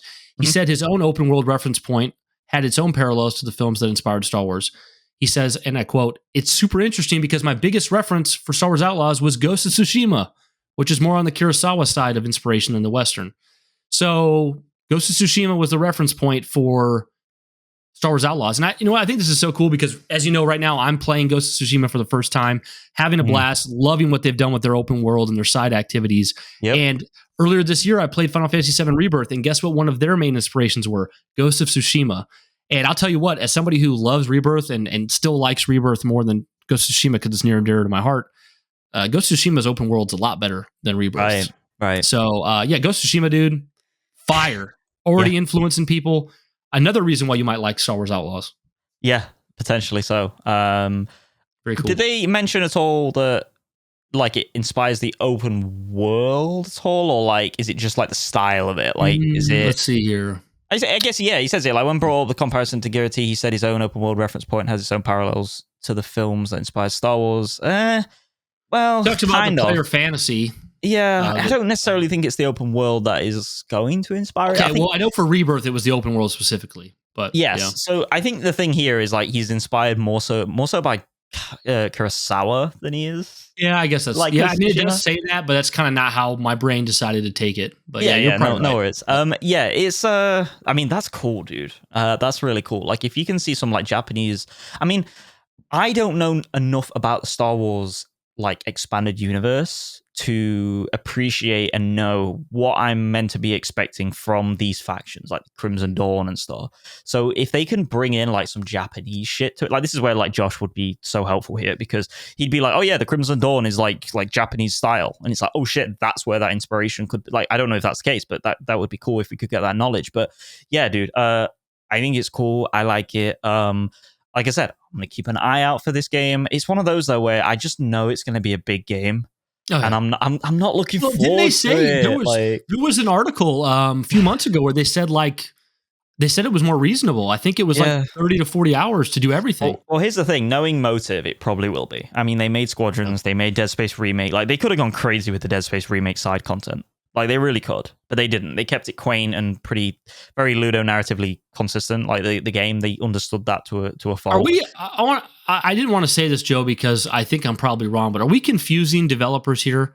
The same developer that did Division and Dead Space is doing Outlaws. Is that correct? That does not seem right to me. I don't think the Division is created. Okay, I thought the person who did the Division was doing Outlaws. Something's wrong here. It could just be completely Massive. Is it Massive? Massive's the one doing Outlaws, I believe. Oh, is it? Am I wrong? Are we getting confused? Yeah, I don't know if I confused you or you confused yourself, but it's not. I think I ran ahead of it because I was like, oh yeah, it's Motive, right? Yes, you're right. So it's Star Wars. So yeah, so this is why I get confused because they're both M's. So you've got Massive, who's done Just Dance Now, everyone's favorite game. Tom Clancy's The Division. Tom Clancy's The Division 2. Avatar's Frontiers of Pandora, and somehow in that they've also developed Outlaws a year after that. So I know you were originally right. So then, but then Motive is Dead Space. So everything I've said previously, just throw it in the bin. I was saying you're probably a little less excited now that they don't have Dead Space experience. Yeah, I'm kind of like, whatever now, fuck it. No, I'm kidding. I still think this game looks really good. Yeah. One thing I will say to compliment this game is that, like the little Nyx character, little alien, aside from his like selling toys appeal, right, which is why this is the case. Yeah. I always love how now that every game has to have like a little companion next to you that you kind of semi-control, like Atreus, Ellie, all that stuff, obviously pioneered pretty much by Ellie, let's be honest, in The Last of Us, if I'm getting it right. Like, that's when it became mainstream, right? Like, I always like when they give you enough control over that character where it's not a burden. Like, the thing I like about Ellie is that she's her own character, but also you can't really control her at all aside from just ask like her to do things or talk to her. Jedi Survivor, Jedi Fallen Order. Same with BB-8 in many ways. Like, there's only a couple of prompts you can do. It's not BB-8. It's BD1. BD1. Yeah, getting all the names wrong this time. It must be the temperature. It's like 32 degrees here Celsius. BD1. So like he just hacks things, open chests with you. Can hack droids. He does a little bit more in the sequel, but like I want to say I read that Nyx actually like fundamental huge things you have to do are completely reliant on Nyx. I mean, that's kind of cool. I like that. Okay. Like, I always love I've always said, I like the Atreus companion more than I do the Ellie companion, even though I think Ellie is probably a better character, especially in her first game as opposed to God of War 2018. I think that I just think the way Atreus plays into the combat is much better than what Ellie. Well, Ellie's not really a combat character at all. Like, she just kind of wanders next to you and stuff. But yeah, dude, I'm excited for this game in a kind of like curiosity killed the cat kind of way. I don't. Are you interested at all in it or nah? Like, No, I'm not. Like, the thing is, I could see the only way I could have seen myself buying this is if when I was younger and I had so much free time, because when I was younger and I had so much free time, I would just buy the new game because I wanted something new to play. Right. But right now I'm playing Ghost of Tsushima. I want to play Near Replicant. I want to buy Astrobot when it comes out. we're in August already, dude. There's no time for this game, and I'm not the biggest Star Wars fan in the world, and it's Ubisoft. Like I'm out. Yeah. But it looks like it'd be a good time though. It does. Yes, 100%. I'm reading here as well, like a report by Tech Radar. Star Wars Outlaws will take roughly 30 hours to finish and double that for completionists. So that's not really that bad. No. That's on the lighter side of that's on the short side. Final Fantasy VII Rebirth, it's like 150 hours. If you want yeah, I'm not doing that. Yeah, I wouldn't, because the Rebirth side content it's fucking weird. Chadley. I thought it was really good for a while, but then once you realize that it's like the same shit copy pasted over and over again for like 100 plus hours, it's too much. But are you ready to get into what we're playing, Joe? Yeah, let's do it. So yeah, I'm continuing my deep dive into Ghost of Tsushima for the first time, and dude, I'm finding the weirdest frustration ever with Ghost of Tsushima, because this is one of the best side content games I've ever played. Right. And I'm the kind of gamer, everyone who knows me knows that I like to skip side content and just get the meat of the story and go forward. Well, Ghost of Tsushima side content is so awesome to me. I would say, okay, so like if Witcher 3 side content is god tier for its writing, Ghost of Tsushima side content is god tier for how much fun it is to just do. Right. Because like a lot of times in Witcher 3, it wasn't that the side content was so amazing because it was fun to like do. It was because the story and the characters and the dialogue was so interesting, the choices.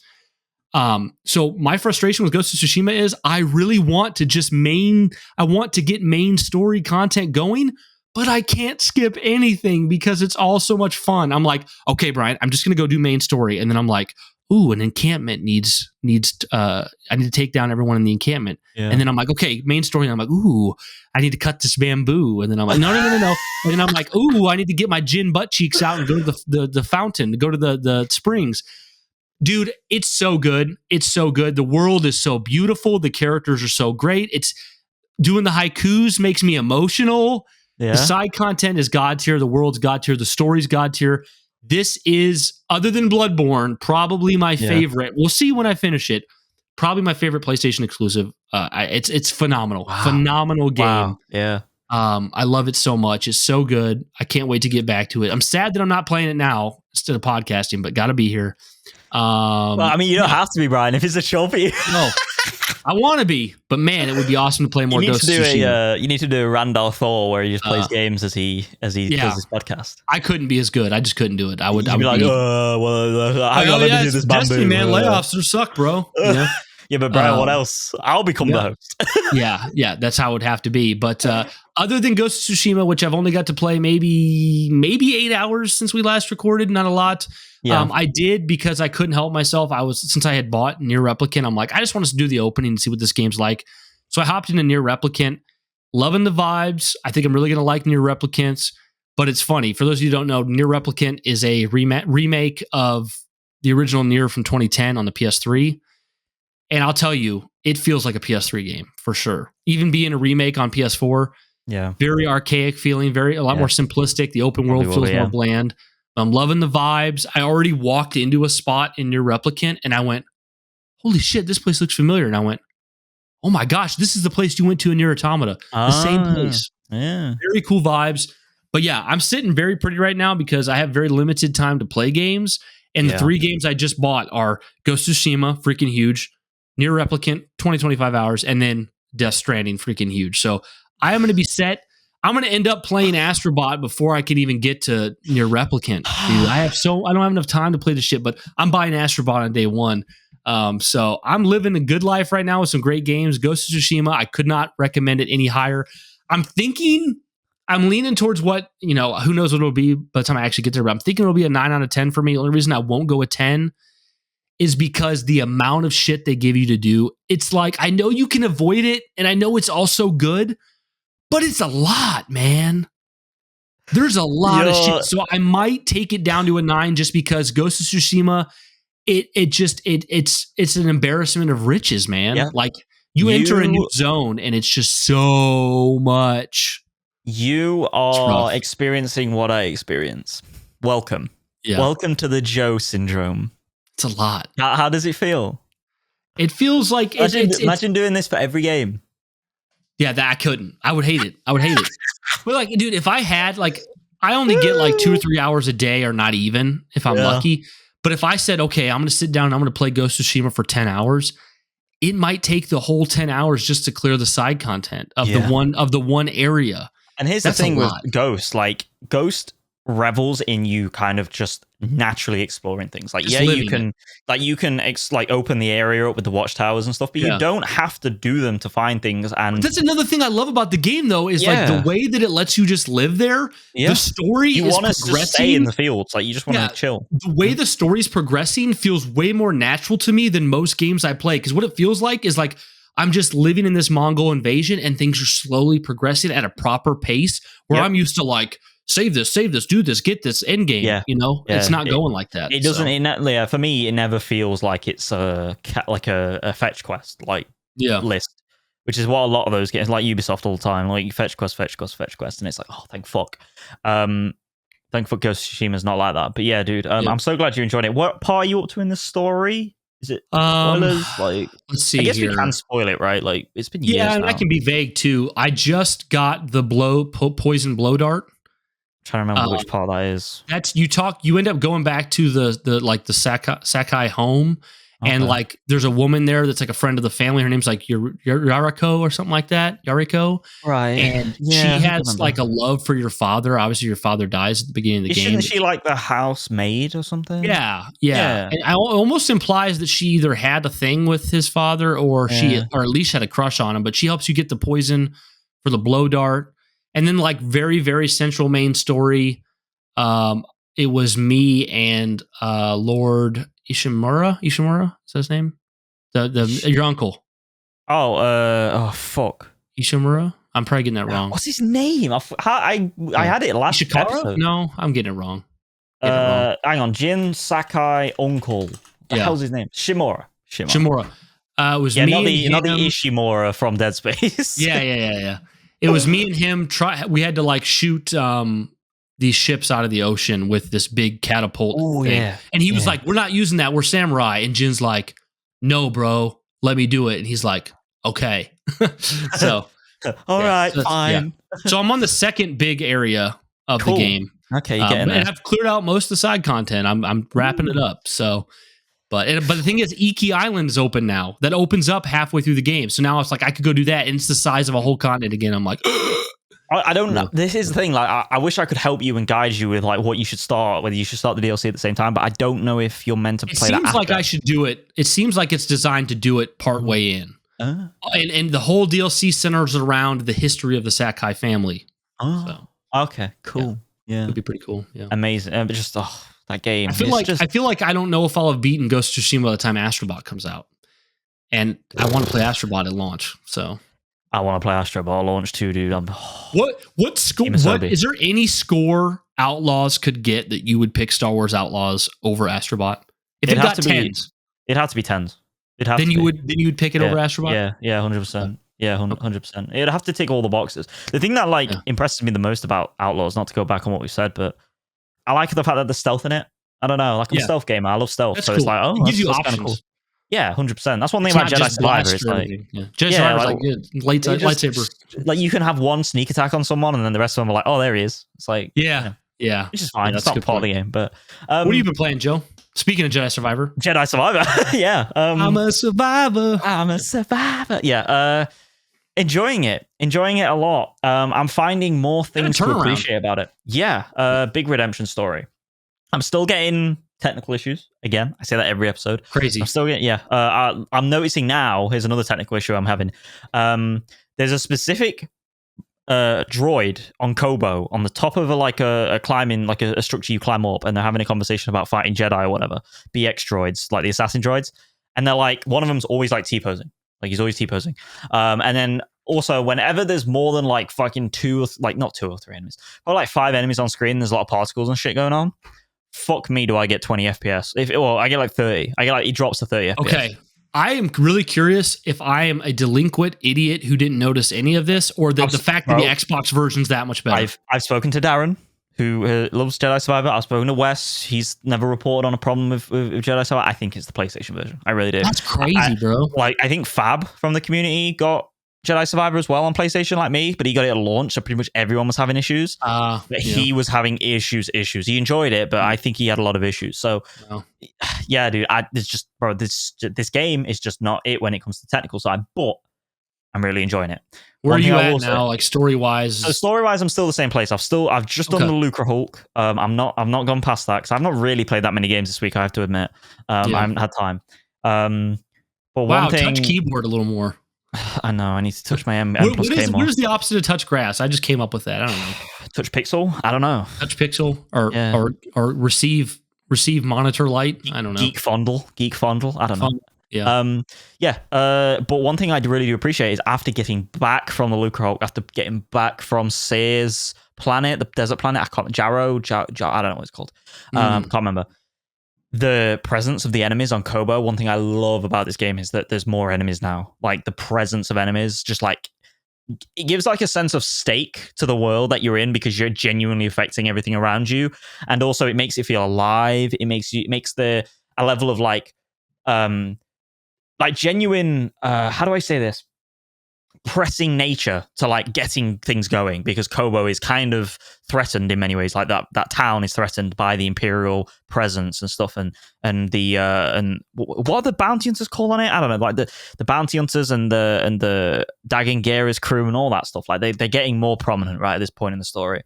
And I've just been going around Kobo, just enjoying it, opening up new areas, finishing off what I got frustrated that I couldn't access before. Still got the same stances, not changed that. Like basically, I'm just single blade and dual blade lightsaber like Darth Maul.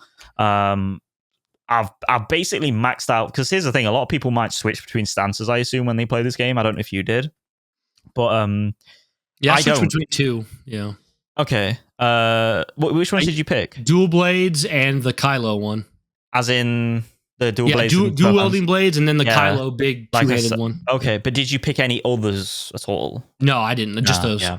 You're like me in many ways. Like you pick one set and be done with it. But which allows me though to kind of, how would I say, like storm ahead with like other skill points in the survival tree and the force tree, which allows me to actually just be better at the game because obviously I've got more resilience and stuff.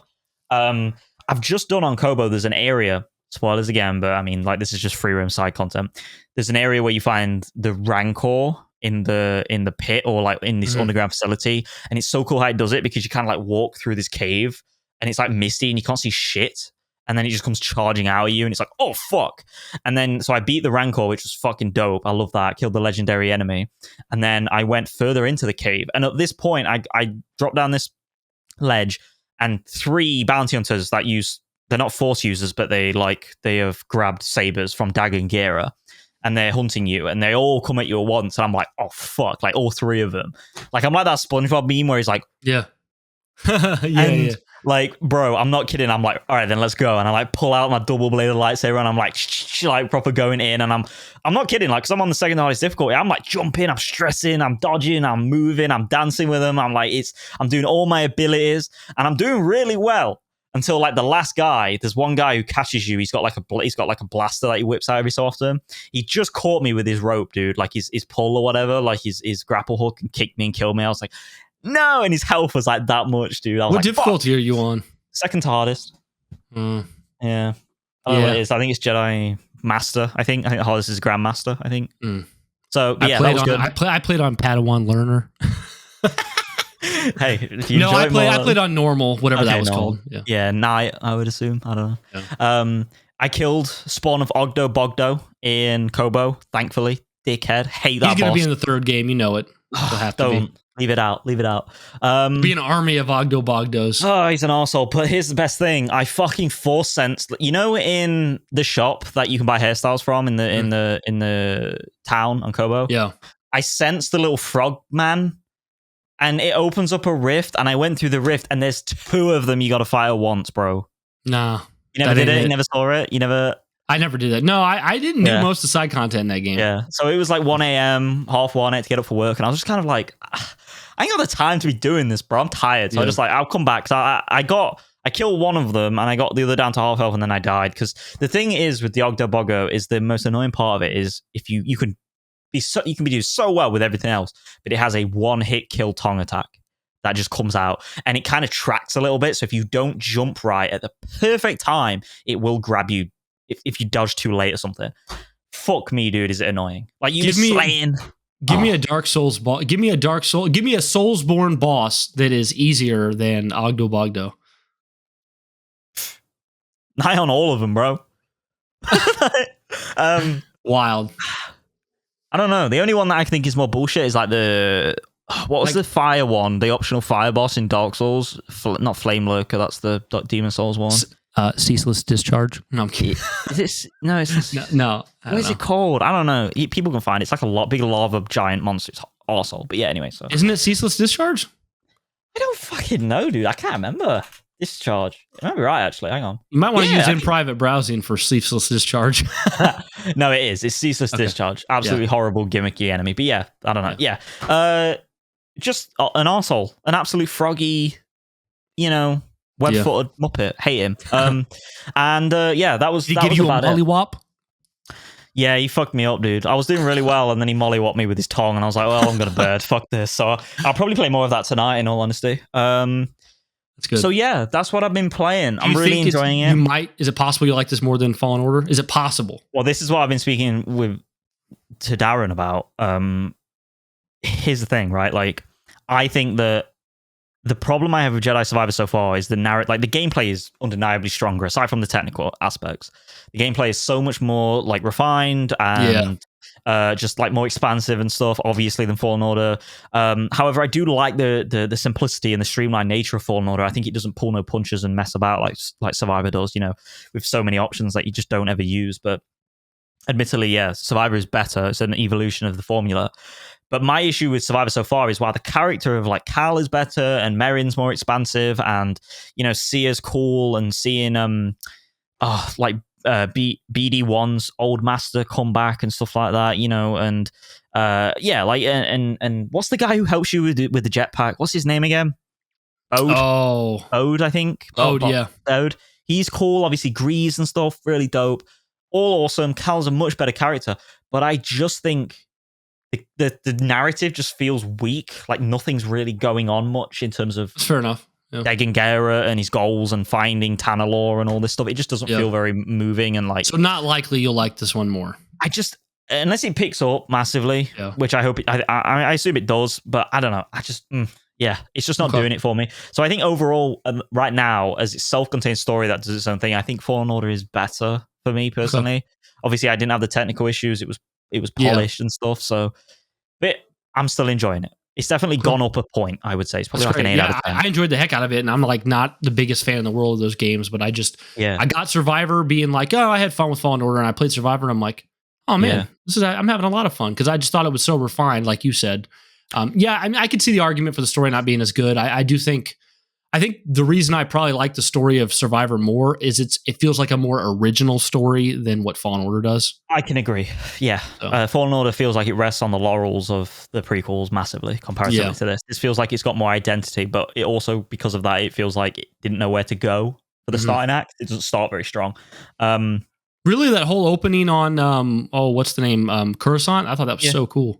Oh yeah, 100%. Like there was much urgency to that whole start, and I love how it wrapped up the sister as well incredibly quickly. I love that. I thought that was really good. That was a really strong start. But once you hit Kobo, it kind of like it slows down big time. Yeah, like big time. Like which I think is the point in many ways. It wants you to kind of appreciate the characters more in this game. But one thing I will end on is I really appreciate one aspect of this game from a gameplay standpoint is that I don't know if you ever noticed this, but I was in the map at one point in open world in Kobo. And BD1 actually like made a bloop, bloop, bloop sound when I was in the map, and like this those big troll motherfuckers that drop kick you. This motherfucker came running at me from behind, tried to drop kick my ass, and it warned me, dude. I jumped out, like I could hear it. I was like, "What the fuck's that?" But I didn't really clock because I was in my map. And then BD1 like warned me. I like pulled my map away, turned around, and he was there, and I like dodged out of the way. I was like, "Oh shit, that's fucking badass!" Like. That's cool, dude. You know what they need to do? They need to make a Astrobot skin for BD1. 10 out of 10. That'd be neat, right? That's all it takes. Yeah. So that's my what I've been playing. Sweet. Are you ready to go into your special topic, Joe? It is. So it's your turn this week. What do you got for us? So if anyone is familiar with Desert Island Discs, it's basically a radio show in the UK. I assume they have it in the US as well. It's basically where they take 8 music tracks to an island, and they have to survive on those 8 music tracks until they're survived. That's what they take. And basically, this is a PlayStation version of it. So you're trapped on an island with 5 PlayStation games, exclusives or non-exclusives. As long as it's been on the platform, that's all that matters. You also have to have a sub-platform, which means either a PSVR platform, so PSVR 2, PSVR 1, or you can pick a PS Vita, a PSP, or a PS Portal. Up to you, entirely up to you.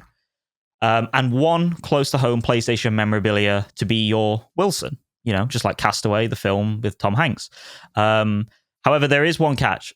Out of the 5 PlayStation games, you have to include one of those PlayStation games to have to be played on your sub-platform of choice. So PSVR 2 or Vita, whatever. Yeah. Yes. So, Brian, if you want to start off. Will this ruin can I start with my memorabilia, my Wilson? No, you can start wherever you want. Okay. You tell me if this doesn't count, but this I thought was awesome. So my PlayStation piece of memorabilia that's going to be on the island with me, that's going to be my Wilson. If you remember from the 90s, oh God, the Crash Bandicoot commercials, I am going to bring with me the Crash Bandicoot mascot excellent costume. Yeah, so big motherfucker. It'll be empty. It'll be empty, but I'll just have a full-size Crash Bandicoot with a head cut out, sitting on the log next to the campfire on the island. That'll be my Wilson. I wonder how heavy that guy is though to move around. I don't know. I think it wouldn't be too bad. Maybe like 30 pounds. I don't know. Yeah, I don't think it'd be that bad. Yeah, and I just have him sitting there. That'd be awesome PlayStation memorabilia. If I could have that in my house, I would. So here's the thing. I think that you would be stupid in general to not take something that doesn't have a face that you can talk to. You have to, right? Like you have to. Like you can't take like a fucking controller, right? Like a special controller, because like, well, how are you gonna? Well, I mean, I guess you could draw a face on it. You draw a face on it, but yeah. I would say, and with like Crash Bandicoot, like every time I talk to him, I just respond to myself with "Wow," whatever he does. You could even like make a little mask out of like bamboo and shit, or like I ain't gonna lie. Yeah, I ain't gonna lie too. When it's a cold night, I'm gonna climb inside of him and sleep in him. Little sleeping bag. Little sleeping bag. Dude, that's a better pick than mine. Holy shit, I didn't think you'd... Yeah, that's really good. I appreciate it, man. What, do you want to give yours now? Or? Yes, I'll do mine. I've actually got like... I've got them here as well. So people on video, watch now. There we go. Well, people will know this. If you've watched the God of War 2018 reveal trailer, there are 2 little wooden carvings of Kratos and Atreus that Atreus plays with until Kratos comes out and lovingly says, "Boy, feed us. I'm hungry." And it's these. Dude, where'd you get those? Those are so cool. Straight from PlayStation, dude. I saw them. I was like, I gotta buy them. How much were those? I can't remember. It was worth it. Dude, I got like, this is like number 200 out of 500 or some shit. Dude, those are so cool. I bet they're worth a lot. Bro, they are so fucking I'm badass. jelly, bro. Those are awesome. I know, right? And I could set them up next to my campfire while I'm cooking, and I could be like, "Boy, feed me." That's a great pick, dude. If you ever get saved from that island, I want you to tell them that you carved those yourself. I'm just that good. I had paint with me and everything, bro. Yes. Like, you were working on your Gundams, and the Gundam paint crash landed with you, and you carved it into the Kratos and Atreus. Yeah, that's badass, dude. Yeah, dude. So that's what I'd pick. I wouldn't change them at all. They'd be my little mates, and we'd talk, and we'd have laughs, and I'd go insane, obviously. It'd be great. I love it. That's awesome. Do you want to do your 5 PlayStation games now? Can I just give you all 5? Go for it. Okay. Now, tell me if this is cheating. I don't think it is. So you said I had to pick one for my VR platform. PSVR 2 platform is what I chose. I'm choosing one of my 5 games to be Resident Evil 4 because I can play the game normal and play it on the VR. Bro, we are so in sync, bro, because I got a similar one. You got a similar one? Yeah. Okay. So that's what I picked for the cover of my sub platform. Also, Resident Evil 4 is a great game. It's replayable. Yep. Ghost of Tsushima, because what an awesome open world game. Yeah. I chose I'm in the thick of it, so why not bring it? A hype, yep. The original PS1 Final Fantasy VII, a classic I love. Okay. I'll replay it over and over again. Yep. Another PS1 title, Crash Team Racing. So I can do tons of Crash Bandicoot races while I look over at my mascot costume, my Wilson. Yeah. And then last one, The Witcher 3. Dude, you gotta have The Witcher 3. Yeah. For the open world, and then I'd have a reason to like do everything in the game and then replay and make different choices. And and I'd probably, if I was stuck on the island, I'd probably do what I used to do as a kid, which is like be really dumb in games where I'd be playing Witcher 3 and I'd go find some like cabin in the woods that has like nobody in it, and I'd be like, this is my house now. This is where Geralt lives. Pretend and role play, because what else? Dye your hair great. I don't know how. Yeah. Awesome, dude. Awesome. So mine, my sub-platform of choice is like yours, Brian, PSVR 2. And the reason why I chose the PSVR, because I was like, oh, should I get the Vita? Because then I could take it around the island and play with me. But then I was like, that's not like, I looked at this from like kind of a rational sense, right? Like a pragmatic sense, because I don't want to be like sitting here and being like wandering around my Vita and then tripping and falling into like a spike trap that someone like some tribal guy left thousands of years ago or whatever, or like a snake bites me and then I'm fucked. Like I don't want to have that. Who cares about portability when you're stuck on an island anyways? Exactly. Like where am I going? Like, you know, you've already got your PS5 set up in the sand. So yeah, exactly. It's plugged into some, I don't know how this works, but yeah, it's plugged into some mains. Into a wheel that you have to run on for 5 hours to get 1 hour of gameplay. Yeah, bro. So yeah, dude, I was like, I'm not going PSVR because it's just not worth it. Not worth the time. I'm picking PSVR 2 because it's a good escape. You know, I can put it on. I'm not in the world of... You're not on the island. I'm not in dire straits right now. Like, I'm not I don't need to eat. Who cares? I'm hungry. Who cares? I'm dehydrated. I'm going to die. You know, I've got my fire going, which is probably unsafe considering I can't see what I'm doing. I've got my PSVR 2 on my head. I've got my headphones on. I've got my Rumble from the PlayStation controller. And just like you, Brian, I did a little double dipping. You know what I'm saying? Like, I dipped into yeah, dude. No Man's Sky. Oh, nice. I was wondering what your pick would be. That's a great pick. Dude, holy shit, that's a good pick. You could just live in space forever. That's like endlessly generated. Dude. I was like, dude, I got to pick No Man's Sky. Yeah, dude. Because like it's just worlds, right? I'll be replaying Resident Evil 4 for my 5th time, and you'll be like, I'm on my 304th planet. I'll be charting all the worlds, dude. Like, leave me on that planet. Like, I'll be the guy that does every world. Just don't roll over into the bonfire while you have your VR headset on, you know? And I also went and picked a second one for the VR, believe it or not. Okay. Wow. Because I think that, I mean... You should buy the VR, $200 off. We didn't talk about that. No, I don't want to do that. It's not worth it to me. It's not worth it. I got the space. The only reason they're selling it $200 cheaper is so they can get rid of them and then never support it again. Let's be real. So yeah, dude. It's just about time to buy into that. Beat Saber. Oh, that's a great one. Very... music is integral to the human spirit, you know. I've got to have my beats. I mean, obviously I put this together, I didn't say this, but with the explicit mind that all these games come with all the bells and whistles. You know, you get all the DLCs, you get all the totally. You're on the island for a long time, so you can have that. You're allowed that. So yeah, Beat Saber, dude. Music to my soul, keeps me active, keeps me strong. Probably burns more calories than I need to, given that I'm trying to save calories this time around. So I kind of probably need to play it on the lowest difficulty, so I'm not burning everything I have in my body. So that's the two sub-platform games. I feel like there's a skit there where like you're playing Beat Saber and you can't see anything, and like tribal people come to attack you, but you accidentally take them all out with your moves. And then I take my head self, and I'm like, and there are bodies everywhere. What the fuck? Yeah. My third is another pragmatic sort of approach. Snake Eater, Metal Gear Solid 3 Snake Eater. Nice. Not my favorite Metal Gear at all. It's not your favorite, so why? One off. Because in that game you eat a shit ton of raw animals, and I feel like it conditioned me to eat the raw animals. Like I just pick up snakes and eat it, you know, like just get into the mindset, you know, teach me some survival elements, you know. Yeah. If I get shot by an arrow by the tribals, I can, you know, by the natives, I can take it out and, you know, what's the word when you like burn your skin? Like, what's the word? I can't remember. I don't know what word. To close up the wound. You know what I'm saying? It's cauterize. Oh, see, yeah, not salt. I'm thinking it's salter, but that's when you fucking cook. Cauterize a wound. Like, I've got it all, baby. You know what I'm saying? The cure system in that game will tell me what to do. It'll teach me. So I think that's a pretty good pick. And then also, because I'm lonely and because it's a big insurmountable task to survive on this island, you know, metaphorically. I want to be able to visualize and put into mind in front of me a representation of that journey. So Shadow of the Colossus, the big journey of climbing these colossi, and like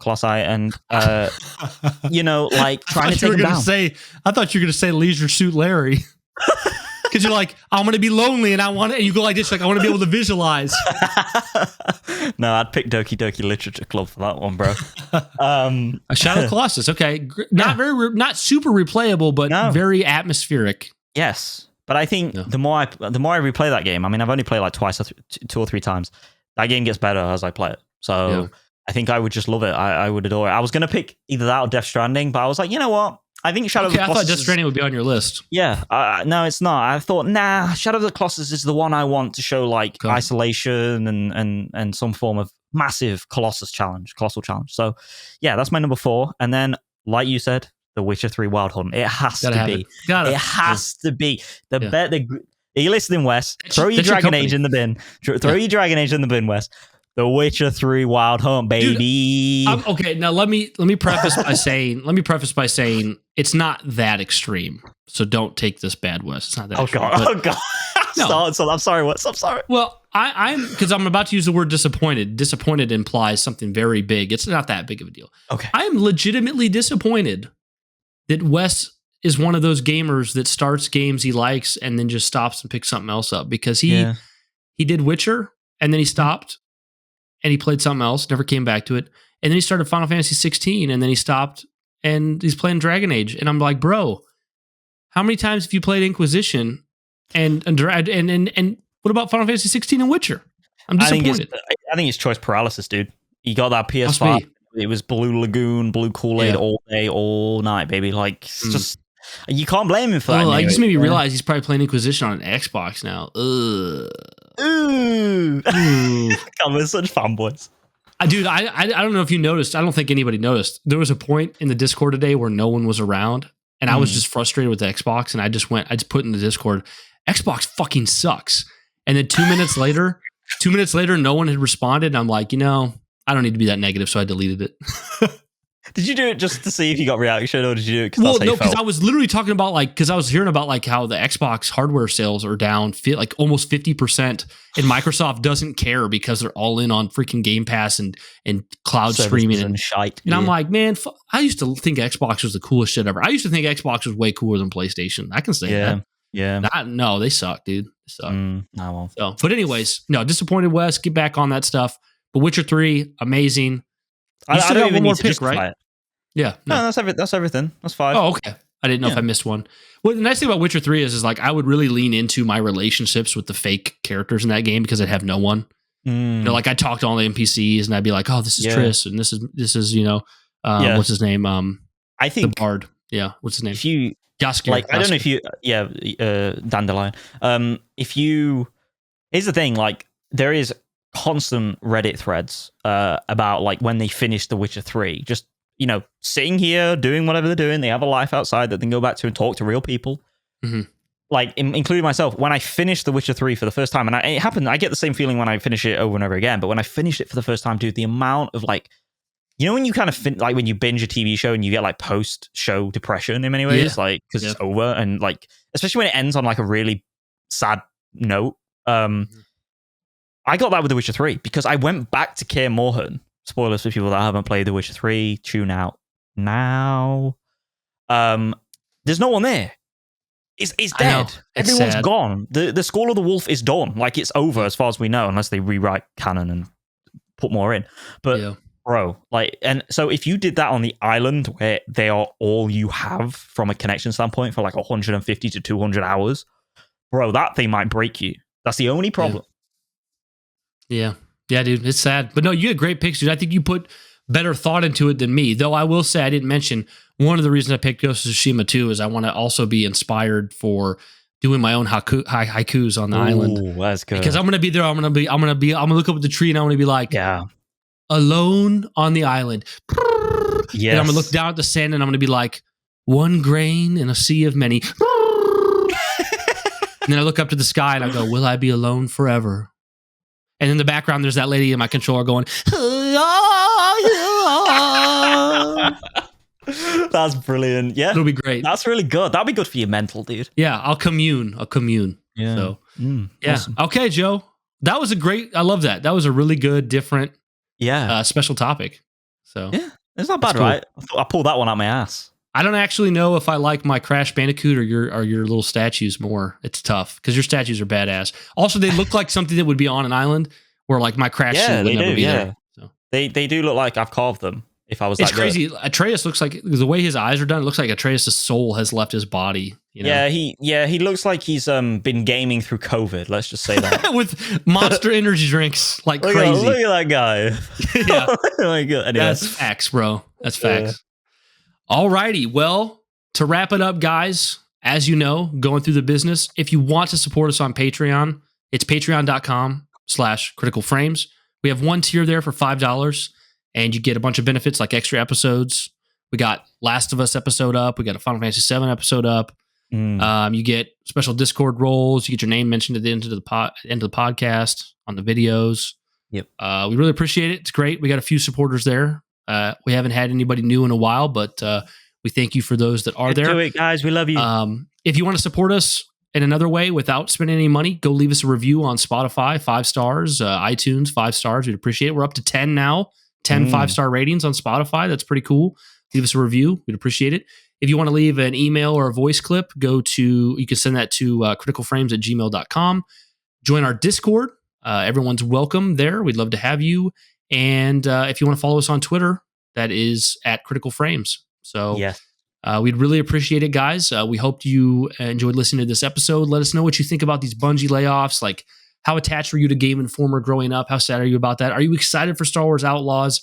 What would be your following Joe's criteria, your 5 games you bring to the island, your Wilson PlayStation memorabilia? We'd love to hear that. Leave it in the Discord, send an email, whatever. We'd really appreciate it. Do you have any final words for our listeners, Joe?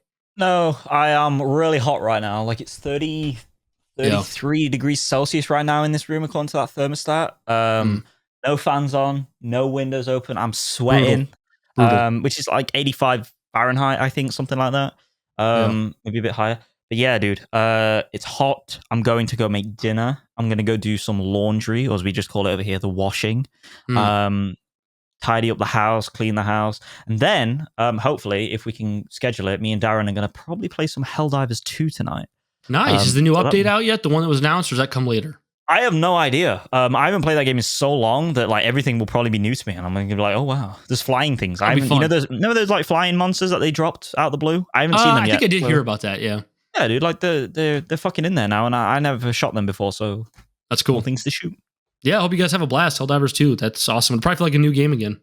Oh yeah. So yeah, I can smell Erica's making dinner right now. I can smell the food fumes, and I'm ready. What you having? You know what you're having? We're having mashed potatoes, mac and cheese, rolls, and chicken nuggies. Oh, that's good. So, yeah, it'll be good. Yeah. So, all right, guys. Well, thank you so much for listening to another episode of Critical Frames, a PlayStation podcast. We love you. Thank you for being here, and we'll see you next week. Peace, guys. Peace. Critical Frames, a PlayStation podcast, is created in partnership between Brian Arvett and myself, Joseph Smalley. It's available on all mainstream audio and video feeds, and all music featured in the show is by Caleb Webster. We're incredibly grateful to the following All Access Pass patrons for the support they've shown for this independent venture: Darren.jpg, Diente Di Hombre, MusicTree23, Trickster, and Wesley Types.